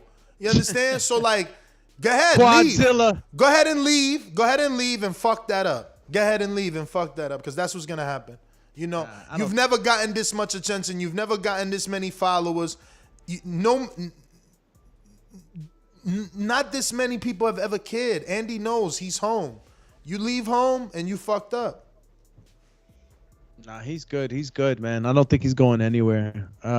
They've done, with his body, they've done a lot. We've all seen the transformation. But I don't know if you want to pivot, man, and go into Devin Haney. Yeah, let's do it. What do you guys think? I had Bill on the show and Joseph, so it's more about what you guys think here. What do you think about Devin and Joseph Diaz? A lot of back and forth on social media. Ultimately, do you think it happens, or is it like Devin's saying? Is this the first time in history that multiple mandatories are openly not wanting to fight the champion? Well, I don't think Joseph Diaz has shown me in any way, shape, or form like what would he be concerned of? Losing? Yeah, he's already lost with Gary Russell, right? Would he be concerned? So he's not worried about losing some O or something, right? It is possible though that if a Ryan Garcia is presented to him, right, he might take that fight before Devin Haney fight. That is totally possible. Totally understanding too. Yeah. So I could see that. And if I keep it real, I think if Devin was presented with both options, he would pick Ryan too. Like, in my opinion, but no, I'm with you on that. I mean, why not? That's the ticket. That's the new golden ticket. But I will say this: I like the energy from both Bill and from JoJo. It changed a little bit for Bill once he was confronted by JoJo, right? So all of a sudden he's no longer a duck, but he. I'm just saying. I hope this is fake. All of a sudden, when you respect to my brother, he went from me to duck to my brother, right? Yo, breaking news. I hope this is fake.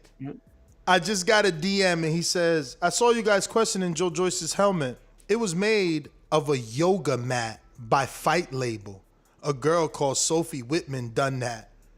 They used a yoga mat. I'm going to their Instagram. They are disrespectful if that is a fucking yoga mat. And I get but innovation. If that's a yoga mat, they did a hell of a job transforming it. Listen, I get innovation. I get it. But why? Why? Maybe the yoga mat is easy to work with. Maybe the materials that are made are easier to conform. They should have cut the yoga mat in half before they started making it, right? Yo, they did make it. Look, it's on their IG. It says bringing the cat fight label costume made leather jacket, shorts, and headpiece. And they used the robot emoji. Perfect emoji for this big ass helmet.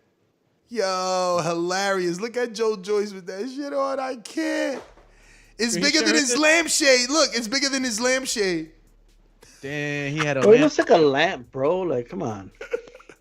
Yo, when you said Pumpkin Man, that's what I thought. I was like, damn, he really looked like the scary movie. Bro, what was the name of that how movie? you going to Pumpkin Man? use a yoga mat, though? Come on, man. There wasn't anything else they could use, a yoga mat. But I get them. They didn't, you know. Man, Joe Joyce said, he listen. posed with it like he got it, too. Like, I look like the fucking juggernaut. Like, nobody told him, bro, you don't look good, bro. Yo, that's what I said. None of his friends kept it real. But my thing is, he at least was like, fuck that, bro. You know, I want to look good. You know, I want to look good. But at the end of the day, you know, I can't, you know, wear something that's 40 pounds. Like, so let's do it over a fucking yoga mat. Like, I guess that's what it was, right? Like, why else? I don't know. But hey, thank you for that information. Ned, who was correct because we are on Fight Label's official Instagram, and they certainly are taking credit for creating the Juggernaut's helmet. Yeah, man. I didn't see where it said we made it out of a yoga mat. Well, they got the DM that they told him. Yeah, I mean, I guess my man watched the interview or something, but he just seen my message because, you know, I wanted to get that information as well. But moving on. Yeah, they're looking like the Nightmare Before Christmas out here. That's what it looked like. So for you think this is cap? Ain't nobody scared of Devin. JoJo's proven that based off resume. Can we just kind of do this first, like, just so there's no confusion from the audience or anybody, right? Mm-hmm. Because sometimes even I talk like that. That dude's scared to fight this guy, whatever it is, right? I don't think most boxing. I can't speak for all boxing fans. I don't think we mean like, oh, they're shivering, like scared, like you know, like they see them and oh my god, I'm scared, like. But there is cases, right, where fighters pick the path of least resistance. Absolutely. And perhaps they see Devin as someone that's going to make them look bad or outbox them or just like an inconvenience in the way. Mm-hmm. Can I see Devin be that? Yes, he can. They would keep it real. Like, you know what I mean? Like, he's just an inconvenience in the way of, like, the fights that they really want to make. Like, because he's too skilled. Loma wanted to, like, Top Rank wanted to make that Teofimo fight. You know what I mean? And it's like, yeah, make him franchise champion. This dude's just in the way right now. I could see that. I don't know. It's not that they're scared. It's just that, and it's not even like, it's just circumstance. You know what I mean? But this is the thing. The only time that is okay is when it's high risk, low reward. But the kid brings a lot of money. I mean, he's the only one on paper actually making $3 million. Like, we're just assuming Tank is making that because he sold the pay-per-views. You know, on paper, they're not saying Tank is making $3 million. Yeah, but that's subsidized money, though, right? That's money that Dazn is giving them. It's not money he's generating. It's not like, you know, I know we debated about Tank, but at least Tank generates the money. I get what you're saying. It's subsidized money. So what does that mean for the fighters fighting him? You know what I mean? Well, I mean, shit. Just like when you fight Canelo, that's why Derevyanchenko didn't take 5.5 because he's like, yo, you making XYZ. This fight is worth more if I'm fighting you. But he still took that 5.5 with Gennady because that fight wasn't worth more because he's fighting Gennady. So I think because Devin is making $3 million, shit, you ain't gonna go in there and take 100,000, right? Even though we all know Areola took 130 allegedly on paper. I guess I can't say allegedly because it is on paper. He took 130, I think, to fight Wilder on short notice in Alabama. Yeah, I think Loma could have definitely made the Devin Haney fight, but Top Rank had other plans. They wanted to do the Teofimo Lopez fight. You know what I mean? Yeah, but when are we going to call it a duck? Like, if you keep taking the fight, if everyone, because, all right, what we're going to give every single fighter one pass at not fighting Devin Haney? When do we Someone call has it? To fight him. I mean, I agree with you there. Yeah, you know I mean, listen, you got T.O. saying he's an email champ. The only guy that wants to fight him, from what I see, is Richard Comey. And according to the rankings, that's right. According to the rankings, Richard Comey won't get an opportunity unless Joseph says no, Vasil says no, Ryan says no. Then Javier lost, so they won't call him. Joseph is number 4, also the interim, so they won't call him again. Linares just lost to Haney, so they won't call him again.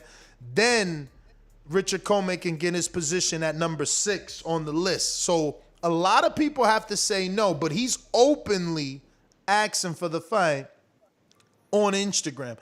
I'll tell Bill Haney and Devin Haney this.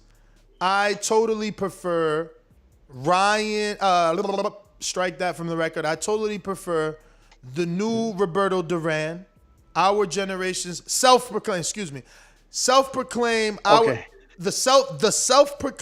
our generation's Roberto Duran, Rolly Romero.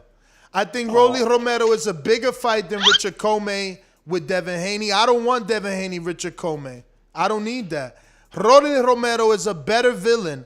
Rolly Romero is the self-proclaimed Robert Duran. He might tell Devin, who got a real nice looking woman, right? He's got a new rap star girlfriend, right? She's NBA YoungBoy's like ex-girlfriend. What if the new Rolly, the Romero, the new Robert Duran says the same thing they said to Sugar Ray's wife? Gets in his head. Remember, Robert got in Sugar Ray's head. That's how he won the first fight. We didn't think he would beat the more talented, faster, sharper fighter, but he got in his head. We don't know. This is a beautiful storyline. He's Cuban, not Panamanian, but I mean, whenever he don't even wear a t-shirt, bro. My man is Miami style. He came in with just the blazer and a chain, chest out like Tyson Fury. Rolly. First of all, the blasphemy coming out of Nestor. No, he called himself that. I'm just repeating just the fact that you repeated it. No, I have right? to. He's self-proclaimed. It's unbelievable to me. But in all seriousness, though, keep Rolly Romero away from Tank. If Rolly Romero fights Tank, he will be roadkill. Okay, that's number 1. Second, that's too easy of a fight for Devin Haney, bro. I'm sorry. I think he outclasses Rolly with ease. But if Rolly's willing to do it, why not? But I think that JoJo fight is very possible. I mean, Ryan has depression or whatever he has right now. Let him deal with that, right? And we don't even. Who's to say he doesn't pull out of the JoJo fight if they make the fight, right? Mm-hmm. I think JoJo Diaz versus Devin Haney is the fight to make, in my opinion. Robert. Man, Rolly being an easy fight. I don't think he's an easy fight unless you could clearly, and I think this is what you believe, these styles, that Haney will just stay away from everything. He'll be able to outslick him, because the thing is with Rolly that I gotta give him credit for, he's being rudo, real aggressive, real. Like, he can really chop you up like a wood chipper on the inside. And once he starts mashing you, putting that weight, he is strong, man. I've been following Rolly for a long time. He could be whatever he is, but he's known in the sparring to be very, very, very rudo, real aggressive and ill intent, So, if Devin's able to stay away totally, which I'd find it hard, because he's going to be trying to grapple in there, trying to lock him up whenever he can and start to, trying to wood chip him in the inside. But I think it'd be an entertaining fight. I mean, look, the Rolly fight with Ness's Dominican brother, I forgot the man's name, Martinez, right? Jackson Martinez. I just want to point everyone's attention to the YouTube. I'm screen sharing Rolly's story where he says Rolly is a new age Robert Duran. It's not me saying it. I know you guys think he's boxing's biggest troll, but Rolly is the new age Robert Duran. You know what I'm saying? I'll give him this. He's getting a lot of people like, I can't wait till that dude loses. Like, you know what I mean? He is getting a lot of people saying that, and they will tune in, right? Mm-hmm. I mean, he's definitely the villain in any fight. Like, I don't care who he fights. He's a good villain too. I mean, look at him here with the jacket, no shirt, chest out. You know, he's got his little quad glasses on, and he's fucking just like, yo, I'm out here and I'm boxing's bad guy. Yo, we got to get behind Rolly. Listen, no one else is asking for Devin Haney except Richard Comey. So I ask you again, what would you want? Do you want Richard Comey, who can't sell? Or do you want Rolly, who at least is going to sell it? It's going to be a fun press conference and a fun fight because he's going to sell out in the fight to knock out Haney. Yeah. He's going to go try his best to knock out Haney. Is Comey going to do that? Is Comey going to do that? Nah, he's not. And that's a great point. Obviously, Rich Comey presents, a good fight, but it lacks luster. And he got popped too, but can he put it together on Devin? It's going to be the awkwardness of Rolly, like you spoke, that's going to get Devin from a shot where he's trying to clinch Rolly, and that shot just, boop, hits him on the top of the head, hits him behind the equilibrium shot. He telegraphs that right hand too much, brother. But that's why it's going to be in the clinch. That's why it's going to be in the clinch, bro. When Rolly's getting aggressive, Devin is going to be Floyd, grab. Rolly's not going to wait for refs. It's going to be elbows. Remember Maidana Amir Khan? That's what that is. Amir Khan, the traditional Olympian boxer, and then he gets in there with this animal. Cortez had to step in. You see what Ness did right there? He's questioning that chin. He compared him to Khan. That's what the world says, though. Rolly, actually, the new age Roberto Duran said that Devin Haney is not only his daughter, but he's also the lightweight division's Amir Khan. I'm just, again, telling y'all what he's out here saying. Somebody got to shut him up. No one else is calling out Haney, like I repeat, except Comey, and I can't hear his calls. I'm only telling you his calls because it's my job to stalk all the fighters, bring all that information to my audience right now so they don't have to follow all the fighters.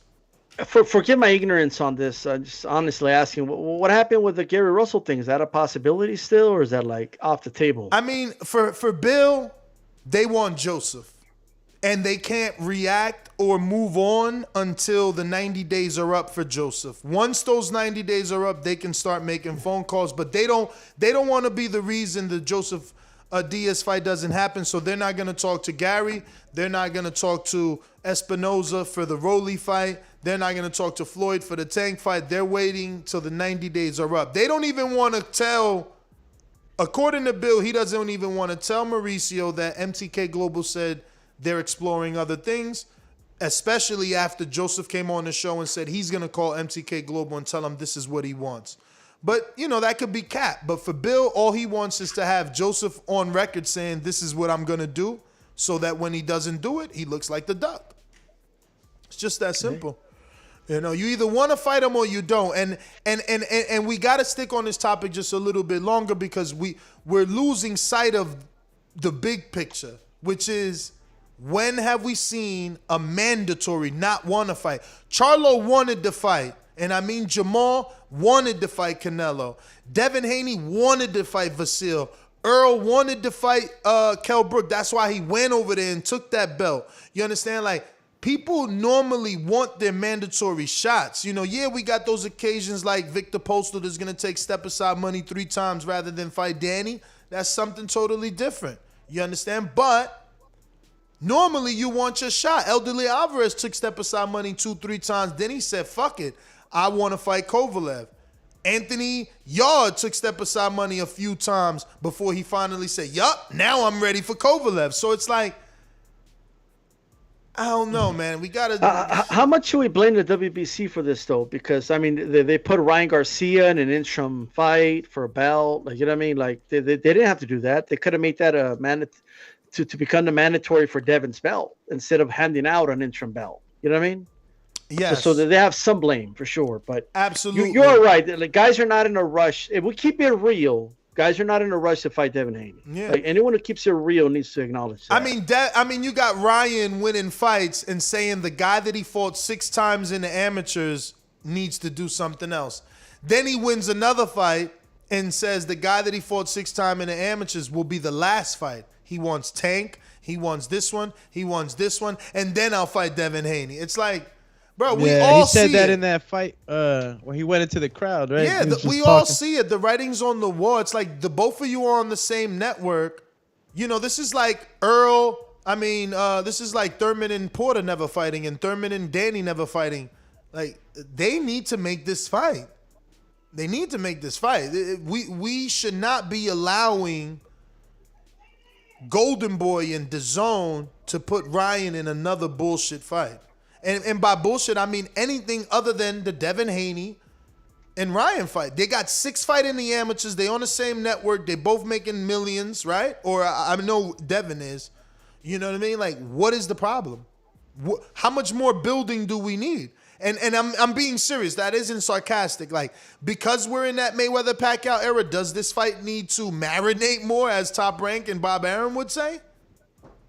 Oh man, I think it might need to marinate a little bit more. I mean, like you just said, he might just not want that type of fight just yet because it's risky. And obviously, you know, you always have your managers and handlers around you giving you advice and telling you what's the best. Sometimes the fighters are willing. It's just that the business and sometimes the foreseeing of what could happen and what might happen, it can affect your decision making, and it'll point you in another direction. But even if Joseph and Ryan is next, I mean, Devin gets one of them, right?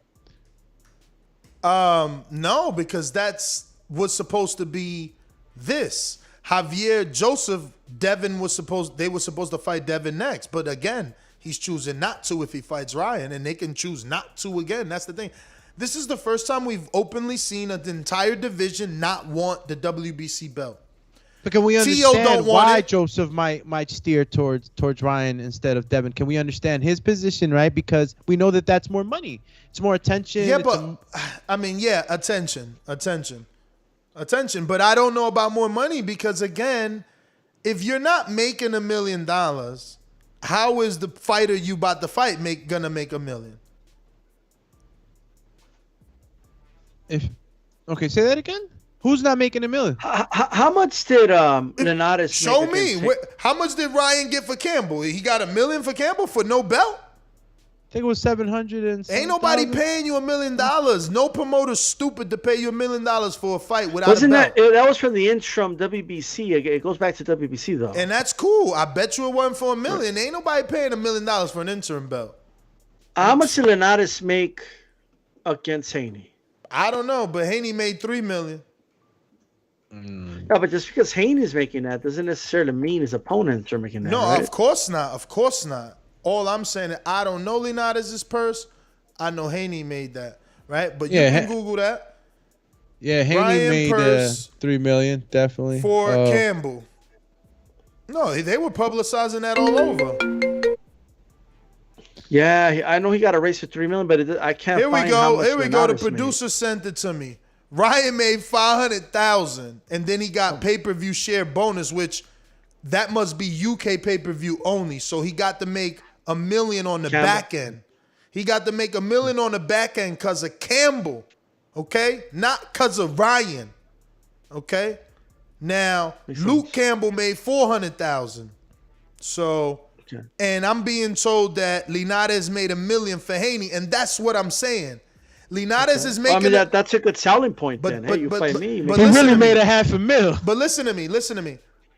What I'm trying to say is, if you not making $1 million, how am I gonna make $1 million? Haney's making $3 million. Sure, I can see Linares making $1 million. You see how that math works? It's very simple. But if Ryan ain't making $1 million, how the fuck is Joseph gonna make $1 million? I mean, I guess that was a test, no? What you mean test? No. They going to have to put it on pay-per-view, and they don't got pay-per-view for a Joseph Ryan fight. But again, Ness, this is subsidized money, so and what I mean by that is I'm giving you what they gave him up front, But Haney went from $2 million to $3 million because the zone gave him a raise, you know? No, Haney it's went not that from his stock 2, went up. Like, no, he went from 2 more, to, brother. No, he went from 2 to 3 because he get a promoter check. He's DHP. You understand? He get a fighter check and a promoter check, so he went from 2 to 3. But this was his highest purse. What I'm saying, he always got that, right? Even when he was making $2 million, and it went to $3 million, right? Who's to say that they don't offer Ryan and JoJo more money than they've ever made? Absolutely, they could offer them more money than they ever made, but there's no pay-per-view on that fight because neither one of them are from the UK. They both fight on the zone. So again, cool. we're going to give you more than you've ever made. And the last fight you had was versus Campbell. You made 500. We guaranteed you 500,000. So now, because you're fighting Joseph, we'll guarantee you 750,000. Let's say they're generous and they guarantee both men $1 million for no real belt, gentlemen. How do they make that money back? It's not American pay-per-view. It's a subscription base. Like, what are we talking about here? But I'm not saying that they won't. It'll be for the WBC Diamond Mental Health to promote, like to raise awareness for mental health. You know what I mean? Yeah. They'll make it for that. We got a super chat, $2 from Mad Bent in Kansas City that says, Rolly is dangerous for Devin. Devin has no power. Yeah, I mean, look, well-placed shots can definitely carry power. I mean, we saw what he did to your man's, the last name is crazy. Amdramabov. Well, he had a Middle Eastern last name. The guy he knocked out. Devin knocked out. Abdul Alayev, something like that. Yes. You're closer than me, but he knocked him out pretty cold, you know. And it was a especially if you're off balance. Listen, a well-placed shot can knock anybody out. So, I mean, look, you can get knocked out with a well-placed shot. You don't have to have super amounts of power, but well-placed at the right time, it can shatter you. But, yeah, he definitely he's going to have a lot of trouble with that power, man. Yo, what you mean stop with that Durant talk, Troy's smoke alarm? It's Rolly that's calling himself this generation's Robert Durant. You're a history guy, D Styles. Can you find 5 things that Rolly has in common or is similar or familiar with Robert Duran, or excuse me, Roberto Duran? Shit. Well, look, I'll give him one thing, and this is me being very generous. Okay, or 2 things. One, look, you're born with power. He started with one, and now he's quickly on 2. You're born with power. There's guys that are not great fighters, but they have natural power. So he has natural power, which Duran did have. You know what I mean? So I'll give him that. Okay. You know what I mean? And you never know. He might improve. He might get better. Look, Maidana improved, especially when he went with Robert Garcia. Yes, you know what I mean? He improved a lot. So I'm not going to count him out completely. I just don't think he's ready for those guys right now. But you only gave one reason. You said 2. So the second reason would be, like, you know, like the trash talk. You know what I mean? Like the I'll give him the trash talk. Although Duran, though, was more menacing, though. Like, Duran wasn't trolling, though. He wasn't, like, playing around. Like, he was very serious. This dude was walking out in the hotel lobby if he saw Ray Leonard's wife there, like, to hit on her, you know what I mean? Just to get in Ray Leonard's head. Like, and he was really doing it. You know, like, this dude was going like this to fighters, to their faces and shit. You know what I mean? So. But what you think Rolly's doing? He's literally calling. He's not menacing though. Like he's not. He's just joking, bruh. He's not. He hasn't been trolling Tank for like 5 years, calling him fat, pig emojis. Like, what are you talking about? Name another fighter that talks this much shit. The only dude he's cool with is Tio. Everyone else is on the menu. Everyone else is on his menu. Nah, but it comes off as like he's roasting them, making fun of them. He's trolling. I mean, that's what I mean. Because it's 2 different generations. Like Duran was a menacing dude, bro. Like, he's not menacing like Duran. He just isn't. I'm just saying it's 2 different generations, so he's not gonna do exactly what Duran did because this is the day and age of social media. So he's doing his stuff via. Rolly has to do something where we all got to come on here and say, yo, man, he crossed the line with that one, bro. He shouldn't be doing that shit. That's too much. I know he's trying to promote the fight, but come on, Rolly, don't do that. Until Rolly does something like that, then he's 100% like a Duran. I mean, okay. So you want him to have his Mayorga smack Shane Mosley's girl on the ass moment? Nah, I don't. That was kind of fake, though, right? Yeah, it's kind of fake. It seemed that way. It did. But I'm gonna go with. I see similarities, dude. Even though I understand these style, you saying he's not as menacing. I get it because when Duran was doing it, it was like, yo, he could sock you at any moment. Like, right. He wasn't playing around. But when I see Rolly in there, he doesn't care. He talks his ish, and he's really, really like trolling them in a disrespectful manner. It's not like he's saying, "Oh, I'll beat that guy. He can't outbox me," or no, he's literally disrespecting. So, he does remind me of Conor McGregor a little bit. Like, oh yeah, that's what Conor like did. That type of promotion. And look, he is the bad guy. And we know that when you got a villain, a good villain, you can make some money with that because everybody's planning on that guy to win or hoping that he loses or whatnot. Mayweather made tons of money off that, man. Let me respond to this guy in the chat, Esa Rosa or Ese Rosa. You're tripping. What do you mean? Why won't he fight Rayo? Rayo's like 3-0, man. Get out of here, man. He's trying to make his name, bro. The sunglasses. He's trying to fucking make his name off of Rolly. Rolly's looking at people ahead of him, just like Rayo's looking at Rolly, who's ahead of him. You understand what I'm saying? 3-0. You're not gonna be in line for that fight, bro. You're wishing right now. Yeah. If Rolly knocks out, if Rolly knocks out Devin Haney, he's a star overnight. Like, he becomes big. Hell yeah, bro. Bro, and guess what? He gets a tank fight. He gets a tank fight. He gets a tank fight if he knocks out fucking Devin Haney. You kidding me? Yeah, that'll catapult him. And I don't see too many guys beating Devin, man. Again, this is just a fun fight.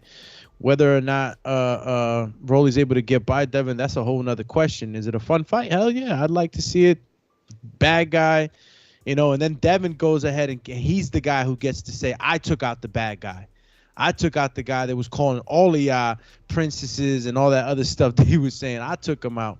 So, you know, there's money in that fight too. Obviously, there's other fights that Devin might want, you know, before he takes a fight like this. There's more lucrative fights out there, but it's how you move these pieces on the chessboard, man.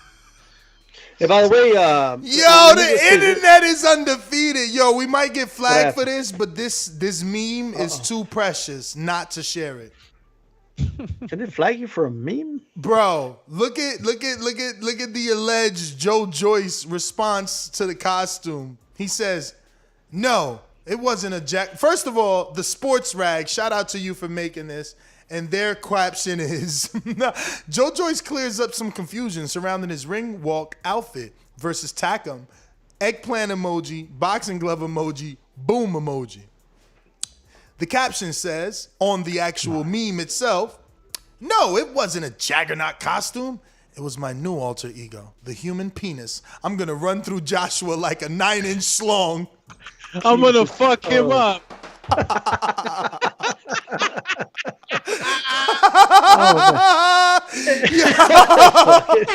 Jesus Christ. How the fuck, I'm literally gonna fuck him up.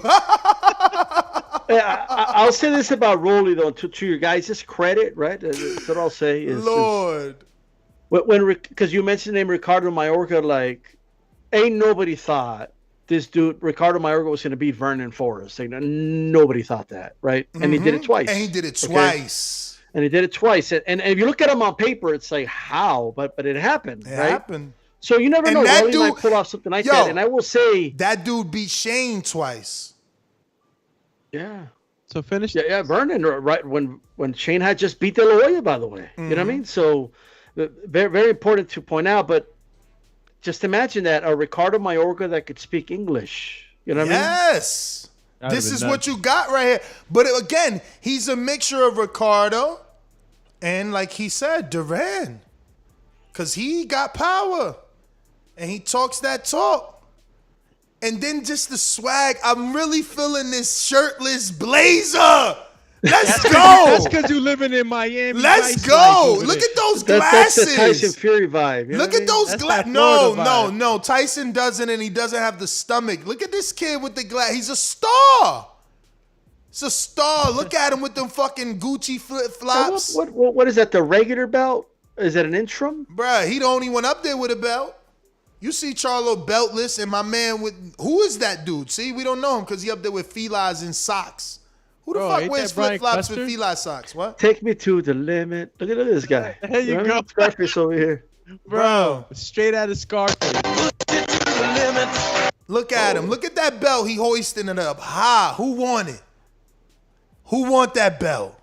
Come it's get Tony it. Montana, bro. Turn boxer. Look at this. Young Tony Montana. Yo, hashtag the Rolly era. Like, this is why he calls himself Roberto Duran. See, that's the type of shit you gotta tell people. Like, it's my time. The Rolly era.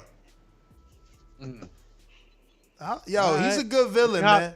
We hopping on the Scarface. Scarface. Yo, y'all seen his iconic Ali pose right here? Looking at the body he just caught. Nah. Yeah, I'm screen sharing it. Yeah, it'll come to y'all. In the meantime, we got Brian Clark that says Rolly Romero is more Ricardo Mayorga than Roberto Duran. He just a flat foot power puncher. I don't know about all that, man.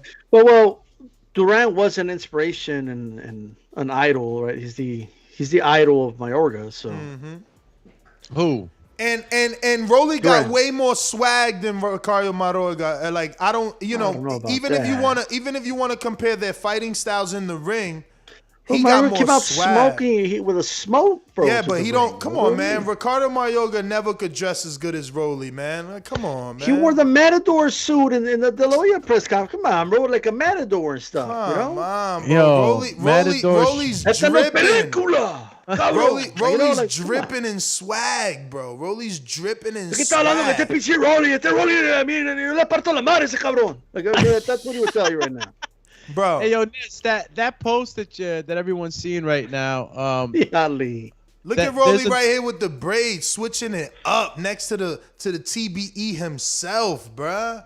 Y'all There's tripping. another- Just to give you a sense of more sense and more insight to the bad guy, you know, that post, not the one that you're showing us, but there's another one where he's like kind of has like the back view turning around to see what was the guy's name? Nejit? The Yo, guy he Yo, look at demolished. Rolly. Yo, this is the awkwardness I'm talking. Y'all see this sparring I'm showing y'all? This the type of shit that dudes ain't ready for. They're like, yo, what the fuck is this? You know? Is that gonna intimidate? Is that gonna intimidate Devin Haney? No, Like, but that's how you land. You got a forearm or an elbow on you at all times if you're in front of Rolly. That's how you shock dudes, man. Look, people in the thing like, are you Yoda? You know what I'm saying? Like, cause he's flying, bro. I just seen the braids. It just came on the screen. Look at all his oh my God, look at this sparring. He about to kill this dude. Come on. He about to look at this dude he just killed. Yo, did he just jump up Oh. and down frog style? Bruh, but look at keep watching, What keep is this watching. dude doing? He's gonna get caught with an uppercut, knocked out. Keep He watching. popped up and down like he was trying Keep to go watching for the like next sparring he posted there, bro. He Vertical. Yugen somebody, man. He just murdered someone. Hop, hop, hop, like that song, you know? Bruh, listen, on, what it's is a it? big boy too. He ain't no little boy, man. yeah, the dude he's in there with. He ain't Tall. little, man. He ain't little. Yo, so let me just read this post, right, on his IG. He said, I'll do anything to win, and that's what makes me so dangerous. I murdered a 140-pound Olympian last night while I only weighed 135 pounds. Mad emoji. Now I'm coming after all the title bitches at 135, 140. I will hunt them all down, starting with that little fat fudge, Gervonta. Piggy emoji. Hashtag sign up He for put KO. the pig nose emoji, man. That's what I'm saying, bro. You gotta support my man, bro. Hey, he is right, though. That guy did weigh in 141, probably rehydrated to the 150s. You never know, right? It's a big dude, heavy. Yeah. You never know what you can do after you rehydrate, man. Some guys. We got a super chat from Bama Bo that says, play Mama Yoga knockout the horse intro. Man, I don't know. That's a dope one. That's a dope I think I only got one of your intros. Hopefully that's the one you're talking about. One of the I fighters don't know. gonna I don't know lose, if and no Rolly matter has what, the Don Ricardo King's gonna win. Mayorga Matador suit swag, though. I don't know about that. Let me play this because he's right. Here goes this Mayorga. One of the fighters is gonna lose, and no matter what, Don King's gonna win. That's the way it's supposed to be. It's in America, man. That's enterprise. I didn't write the rules. I revolutionized the pay scale in boxing. Nah, I don't think this I is. paid fighters more money than anyone in the history of the sport. That is a true fact. You know what I mean? That has been done. No, I think it's this old one, man. I ain't got that no more, man. Only one intro on the table at a time per caller. But nah, y'all gotta stop playing Rolly out, man. Look at these uppercuts, Doomy. Don't get hit with these uppercuts, man. You get slapped. Look at that. Pa, pa, pa. Sleepy time. Oh, we haven't seen it yet on the screen. We got Rolly posing in front of the Morales versus Ayala It's poster. It's coming. You know? Don't worry. Just like Rolly coming. They can only hide for so long. He with TBE. Remember, he with TBE. So eventually, you know, they going to have to see him. And, you know, it's going to work. I don't think he's that Definitely got fast, to- man, for a Haney or even a Tank, brothers. I just... But that's not what's going to win him the fight. Speed isn't going to win him the fight. It's going to be his sheer aggression. You know, his awkwardness. He hungry. Okay, bro. he on the pad work. He on the pad work with these uppercuts. He hungry. He's strong, man. Damn, yo, he's short though. Holy shit! I just met Cyborg, and she was short. Look at this shit. Lord have mercy. He might be too short for Haney. Is it after the pad work? Yeah, it's gonna be way after. I just went back to it now. You know, keep watching. It'll eventually show up. But Lord, Cyborg making him look like a little boy. Yo, we got Skype. We got a Skype thumbnail on both sides. What's going on your end, Chappie? Oh, they disappeared. Whoa. Yeah, no, because one of y'all pressed the together mode. I changed it back to grid. But okay. Yeah, man. We could go ahead and wrap it up. Any final thoughts? I mean, we didn't even talk about the Canelo plant stuff, but it's really no new information. Just Lance Pugmire saying that they're closer than they were yesterday to the same deal they told us about yesterday. So it looks like we're going to get this Canelo plant fight. It is 7 weeks out. We're about 55 days away. Not about, exactly 55 days away from September 18th. So they're definitely taking their time to announce this, which is unfortunate if you're PBC paying Canelo a career high payday. You want to have enough time to promote this pay-per-view, right? And it doesn't seem like they will.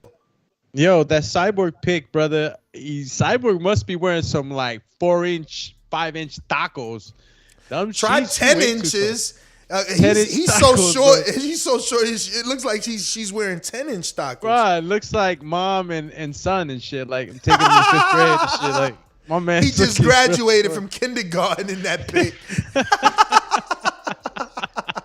Yo, and she don't even got high heels on. Those are like, I mean, don't get me wrong. You could tell they platform shoes, but they tacones, he just short, man. He just short. Nah, these guys are short, bro. I mean, all these guys, sometimes in the, when you see these guys on TV, they could be a little different than when you step up to them in person. TV always makes you bigger, camera view, angle, closeness, all that stuff. Yeah, but so the Canelo versus Plant update was just thatness, Yeah, like Canelo versus Plant, the update as far as like Pugmire. I mean, Lance is saying, Pugmire is saying that that the fight is very close to happening. I got the actual quote here. Like, I get that a lot of guys are saying that, right? Like, so here it is. It's pretty much done. Let me just say, working out little details. Right? Yeah, that's exactly what he said. And I quote, "Only small details remain before Canelo and Keller Plant is finalized for September 18th on Fox at the MGM Grand. All 468-pound belts on the line as Canelo Alvarez and Canelo team seek a rare triple crown of a fighter, trainer, and manager of the year feature in 2021. So I guess if they win, they it'll be the third time they get trainer and fighter of the year. Wow, that's dope. That's crazy. Shinobi. Yo, Rich Mendez on the super chat says Roberto Duran's father was Mexican. Boxing is in his bloodlines, not Panamanian. Ted Williams is not in the Irish Hall of Fame in Boston because his mother was Mexican. We Mexicans are sports. Damn. I mean, but Rolly's Cuban. Rolly's His Cuban. dad was Mexican from Arizona, I believe. Wow. But Rolly's Cuban. But his mother's Panamanian. But Rolly, he got But Rolly, Panamanian fighters, I think you guys are like ignoring the fact that super chat means absolutely nothing. Rolly's Cuban. They also have boxing in the blood. They're the only country that I know that has boxing in the school curriculum. So like, what is he talking about? Is it half and half? Any Dominican too? Who? Oh, he's Rolly's plus. That's a plus, right? That's a plus. No, he ain't Dominican. And if it's half, if he's half Dominican, that's not a plus because they don't. It's not a big country that supports boxing. Yeah, but definitely Cuba. I mean, he it's might. better to have both I'm gonna than be just real. one, right? I'm gonna be real. He might be half Dominican. His name is Florencio. His middle name is Florencio. That might be. He might be Dominican, bro. Middle name is Americo. It gave it away. I know he said it's not a big following with it, but it's just extra. You got Cuban and. I hear you. Best of both worlds. I hear you. Like my man, like El Bazooka, Maciel. Jimenez got the Mexican in Puerto Rico, man. Those are rare to find, man. You got those type of followings. It's so rare. I never seen it in boxing. I've never seen a Mexican in Mexican and Puerto Rican, let alone heavyweight. That kid is. I hope everything that goes the way that it should. It doesn't even say on Wikipedia what Rolly is. It's all good. It's a mystery. It is what it is. And yo, what's up with Roach? He used to have flags though on his Instagram. He took it off. You know, it used to have a flag of the Cuban flag. Just one comment about the Canelo plant thing. I mean, I get that. I'm not a fan of these. Oh, it's imminent, guys. Any moment now. We're inching closer, or we're a little closer. I'm just not I mean, we already know that they're just working on small details. So what the update saying, oh, we're even closer now. What does that even mean? Like none of us know what that means. Like, what are the small details they're working on? Yo, that's how they keep us in the dark, bro. You know. I mean, the small details. It could be, you know, undercard, ring walk, who comes out first. Gloves, all that stuff. Gloves.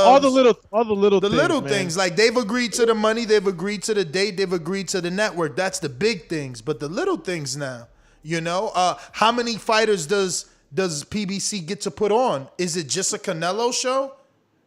You know, because according to Canelo team, little things, the undercard too, right? Yeah, well, that's what I'm talking about. Is it just a Canelo show? Does he get to pick all the undercard fighters? And remember, they made an announcement on their team that all of their fighters are fighting in September. So how many of them are going to be on there? Is Andy on the undercard? Is Frank Sanchez on the undercard? You know, what's going to happen? I'm just not a fan of this whole like you know, those people you call, hey, where are you, man? I'm just down the street, but they haven't even left their house yet. You know what I mean? That's how I feel with these boxing announcements. You know, like, oh, it's imminent, any moment now. They're about to announce it. And it's really making fans jaded to any announcements like this. Like, we just don't know what to believe anymore, you know? Bro, we're like mushrooms, you know. They feed us shit, keep us in the dark until they actually got something. Well, we're like Joe Joyce's, uniform, right? Like his costume. That's what we are. We're a toilet bowl. Toilet bowl. Because there's a lot of shit. What is that? That looks like an upside down ice bowl and shit where you put all your Coronas. No, but listen, man. At the same time, you know, we know we're gonna get the fight. I don't see anything. Well, we don't know exactly 100%. No, I believe we get it. I believe we're getting it. We're getting it. Looks like my man Plant is definitely not the one to be stepping away from an opportunity like this, and it's gonna be a fun fight. Shout out to him, man. Shout out to him. A lot of people doubted that he was gonna take it. A lot of people doubted. They thought, and this is what I'm saying. You know, Al gets such a bad rap. And everything that people think about him, it never comes true. Like, people thought, they're like, oh, Al's terrible if he doesn't let Caleb get the biggest payday of his career. Oh, Al's horrible trying to negotiate a 3-fight deal. He's risking Caleb's payday. Al's horrible. Like, shut the fuck up. Well, remember Ortiz's payday with AJ, though, right? Yeah, that's what they said. That he ruined that. But he got him a pay-per-view. You know what I'm saying? And he made, who knows how much he made, you know. But he obviously replaces. Payday. You want payday? I know that. But yeah, man, I guess the last topic, if we would just want to move on and open up the phone lines, I see a few people on the line. What is the last topic? Roach claims Pac will use a similar strategy against Spence as he did against Margarito. Yes. Whoa. And I'll say this, look, that was a long time ago, that fight. But that is the fight that I refer to when I'm thinking of this Earl fight. Like, you know, Pacquiao's been here before with the bigger man, with the dude that likes to go to the body. You know, he broke his orbital bone. Like, when you go down to the body, these are things that I didn't know before going in the ring and being taught. Like, when you go to the body, you're subject to getting hit with a headshot. So, like, that's how that orbital bone got broke. And you're going to be in there with the dude that broke an orbital bone. So, these shots are coming from awkward angles. Rapid speed, both hands. We'll have to see how Earl handles it. It's going to be interesting. Yeah, we'll see how Earl handles it. But there's one thing that we do know. Margarito is a more aggressive version of Earl. Not as technically sound as Earl, but a more aggressive version of Earl. So Pacquiao's been there. You know, has Earl been there? I have this theory where I think Pacquiao is doing something similar that, like, that Ray Leonard did with Hagler, right?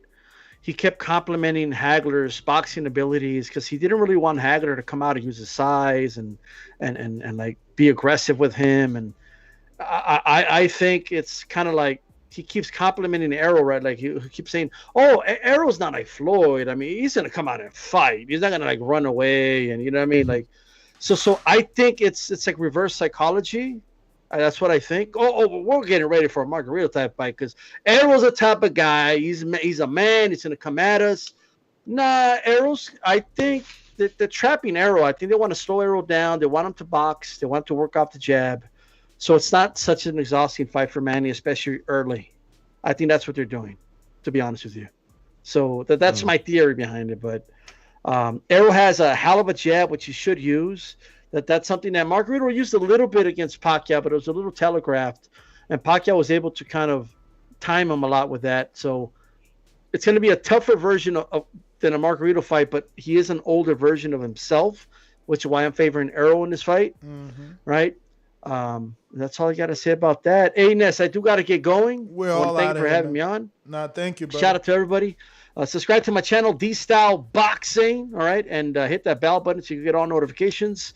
And I have my podcast every Tuesday, 9 p.m. Eastern. Hispanics causing panic. And this is D-Style. The other guy is G-Funky. All right? But have a good one, guys. Champ, you feel me? Doobie, the other guy is G-Funky. Super chat coming in from Mad Ben Siang. Says Spence won't be weight drained. Okay. Let's get out to these phone calls. Only 2 callers right now. Unless you call in, you know the number to do so. I mean, unless you just want to touch on it real quick, just so that everybody knows it. Wasn't one of the topics. It's on the notes. Eddie Hall injured. Thor fight postponed to 2022. For those that don't know, this was Mario's dream fight. Yeah, Mario. Well, shout out to Mario because he's been lifting for a while, so he's been following these guys, so he's very familiar with them. For those that don't follow the strongman and weightlifting sectors, these 2 guys are legends in their own right in strongman competition. So Eddie Hall versus Thor would have been 2 mountains that lift thousands of pounds just trying to hit each other. So it would have been good. It would have been good to see that. It's postponed. And then another note was Keyshawn Davis advances to Group 16, representing the United States and handling his handle, in great fashion. So he's advancing, and he's representing very well for the United States. He's definitely going to win, in my opinion. I have him winning. Those competition with all these styles around the world can be very difficult, especially when you only have 3 rounds. Rapid fire punching is, always what you're trained to do. But I've seen him in a couple of these rounds that he had in this last fight, and he seems so much more comfortable. I don't know if it's the professional bouts that he's had that's given him that kind of like calmness. Now, I didn't see him I didn't see him rushing, like you usually do when you're in those competitions.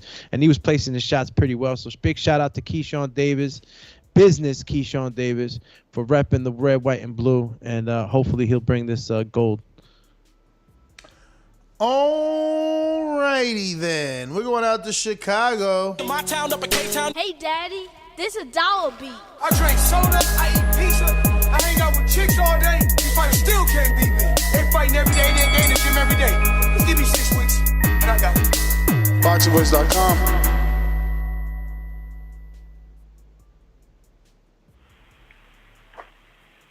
That's what Rolly's gonna tell him. He'll tell Devin, 6 weeks, I got you. Can you hear me? Yeah. What was that, champ? Damn, so you picking against Dev, huh? Okay. No, I said it'd be close. I'm just playing. But if they, you got to look at this. A lot of guys are trashing Rolly, but TMT is not going to sign a guy if they didn't think, you know what I'm saying? Like, he signed with Floyd. That means something. But I see a lot of fans on this channel, they're shitting on Rolly, but I think Rolly is better than what people think. But But as far as Joyce, you know, I'd like to see him come to. Has he ever fought in the States? Yeah, versus Brian Jennings, I believe. Okay. Oh, against Top Rank. Yeah, I was going to say Top Rank should bring him over and give him a little bit of the work over here. I like Joyce. I thought that that costume was WWE style. Why are you hating on that costume? That helmet looked retarded. What he said about what he said about AJ, you got to give it to him. He fought twice in America. But, Joe Hanks and the same dude that dropped F.A. Ajagba, Igo Kalaides, that used to train with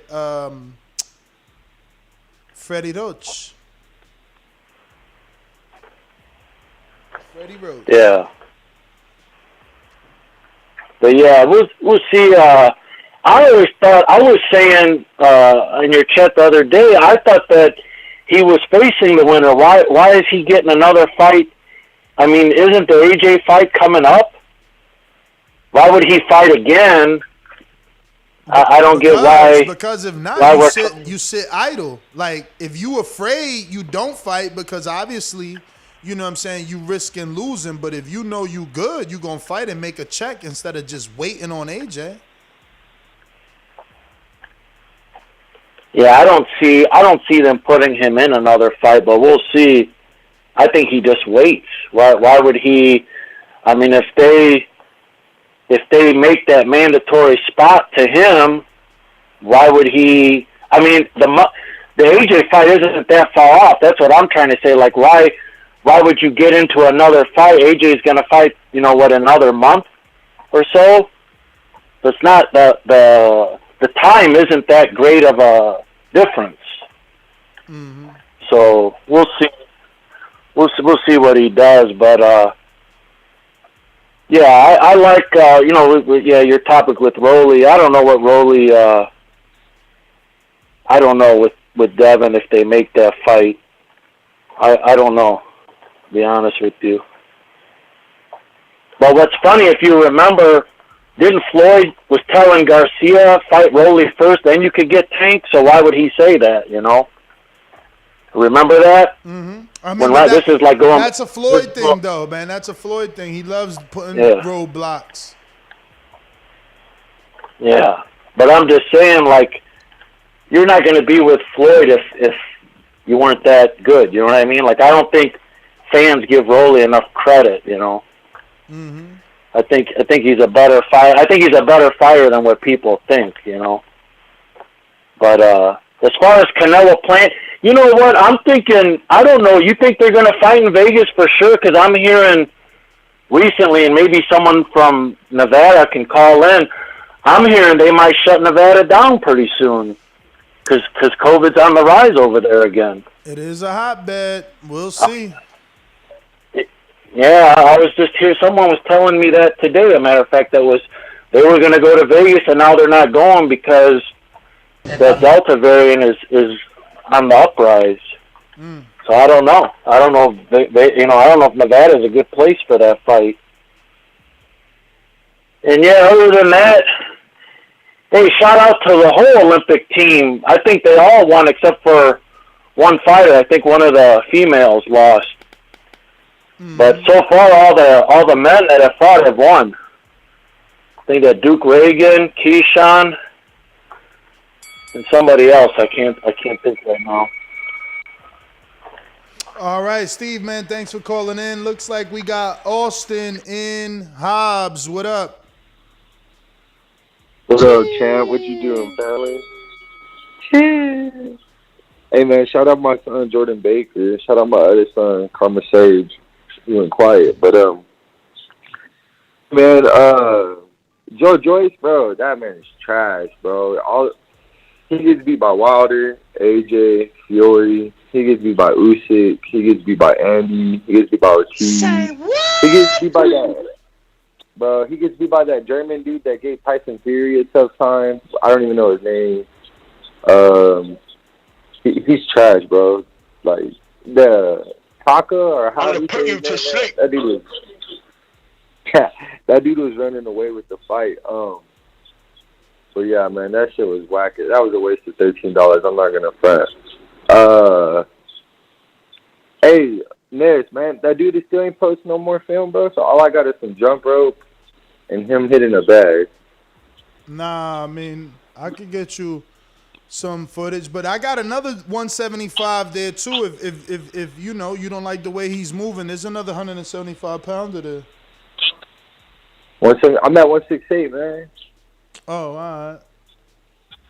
I mean, I can do 175. Like I said, I don't mind going up and down. I'll defend both belts. You know what I mean? When it comes time, I don't give a fuck. No, I'm saying. I mean, I could get you footage. I was talking to Adrian today. We just haven't finished our conversation. But I was, trying to get everything that we needed done.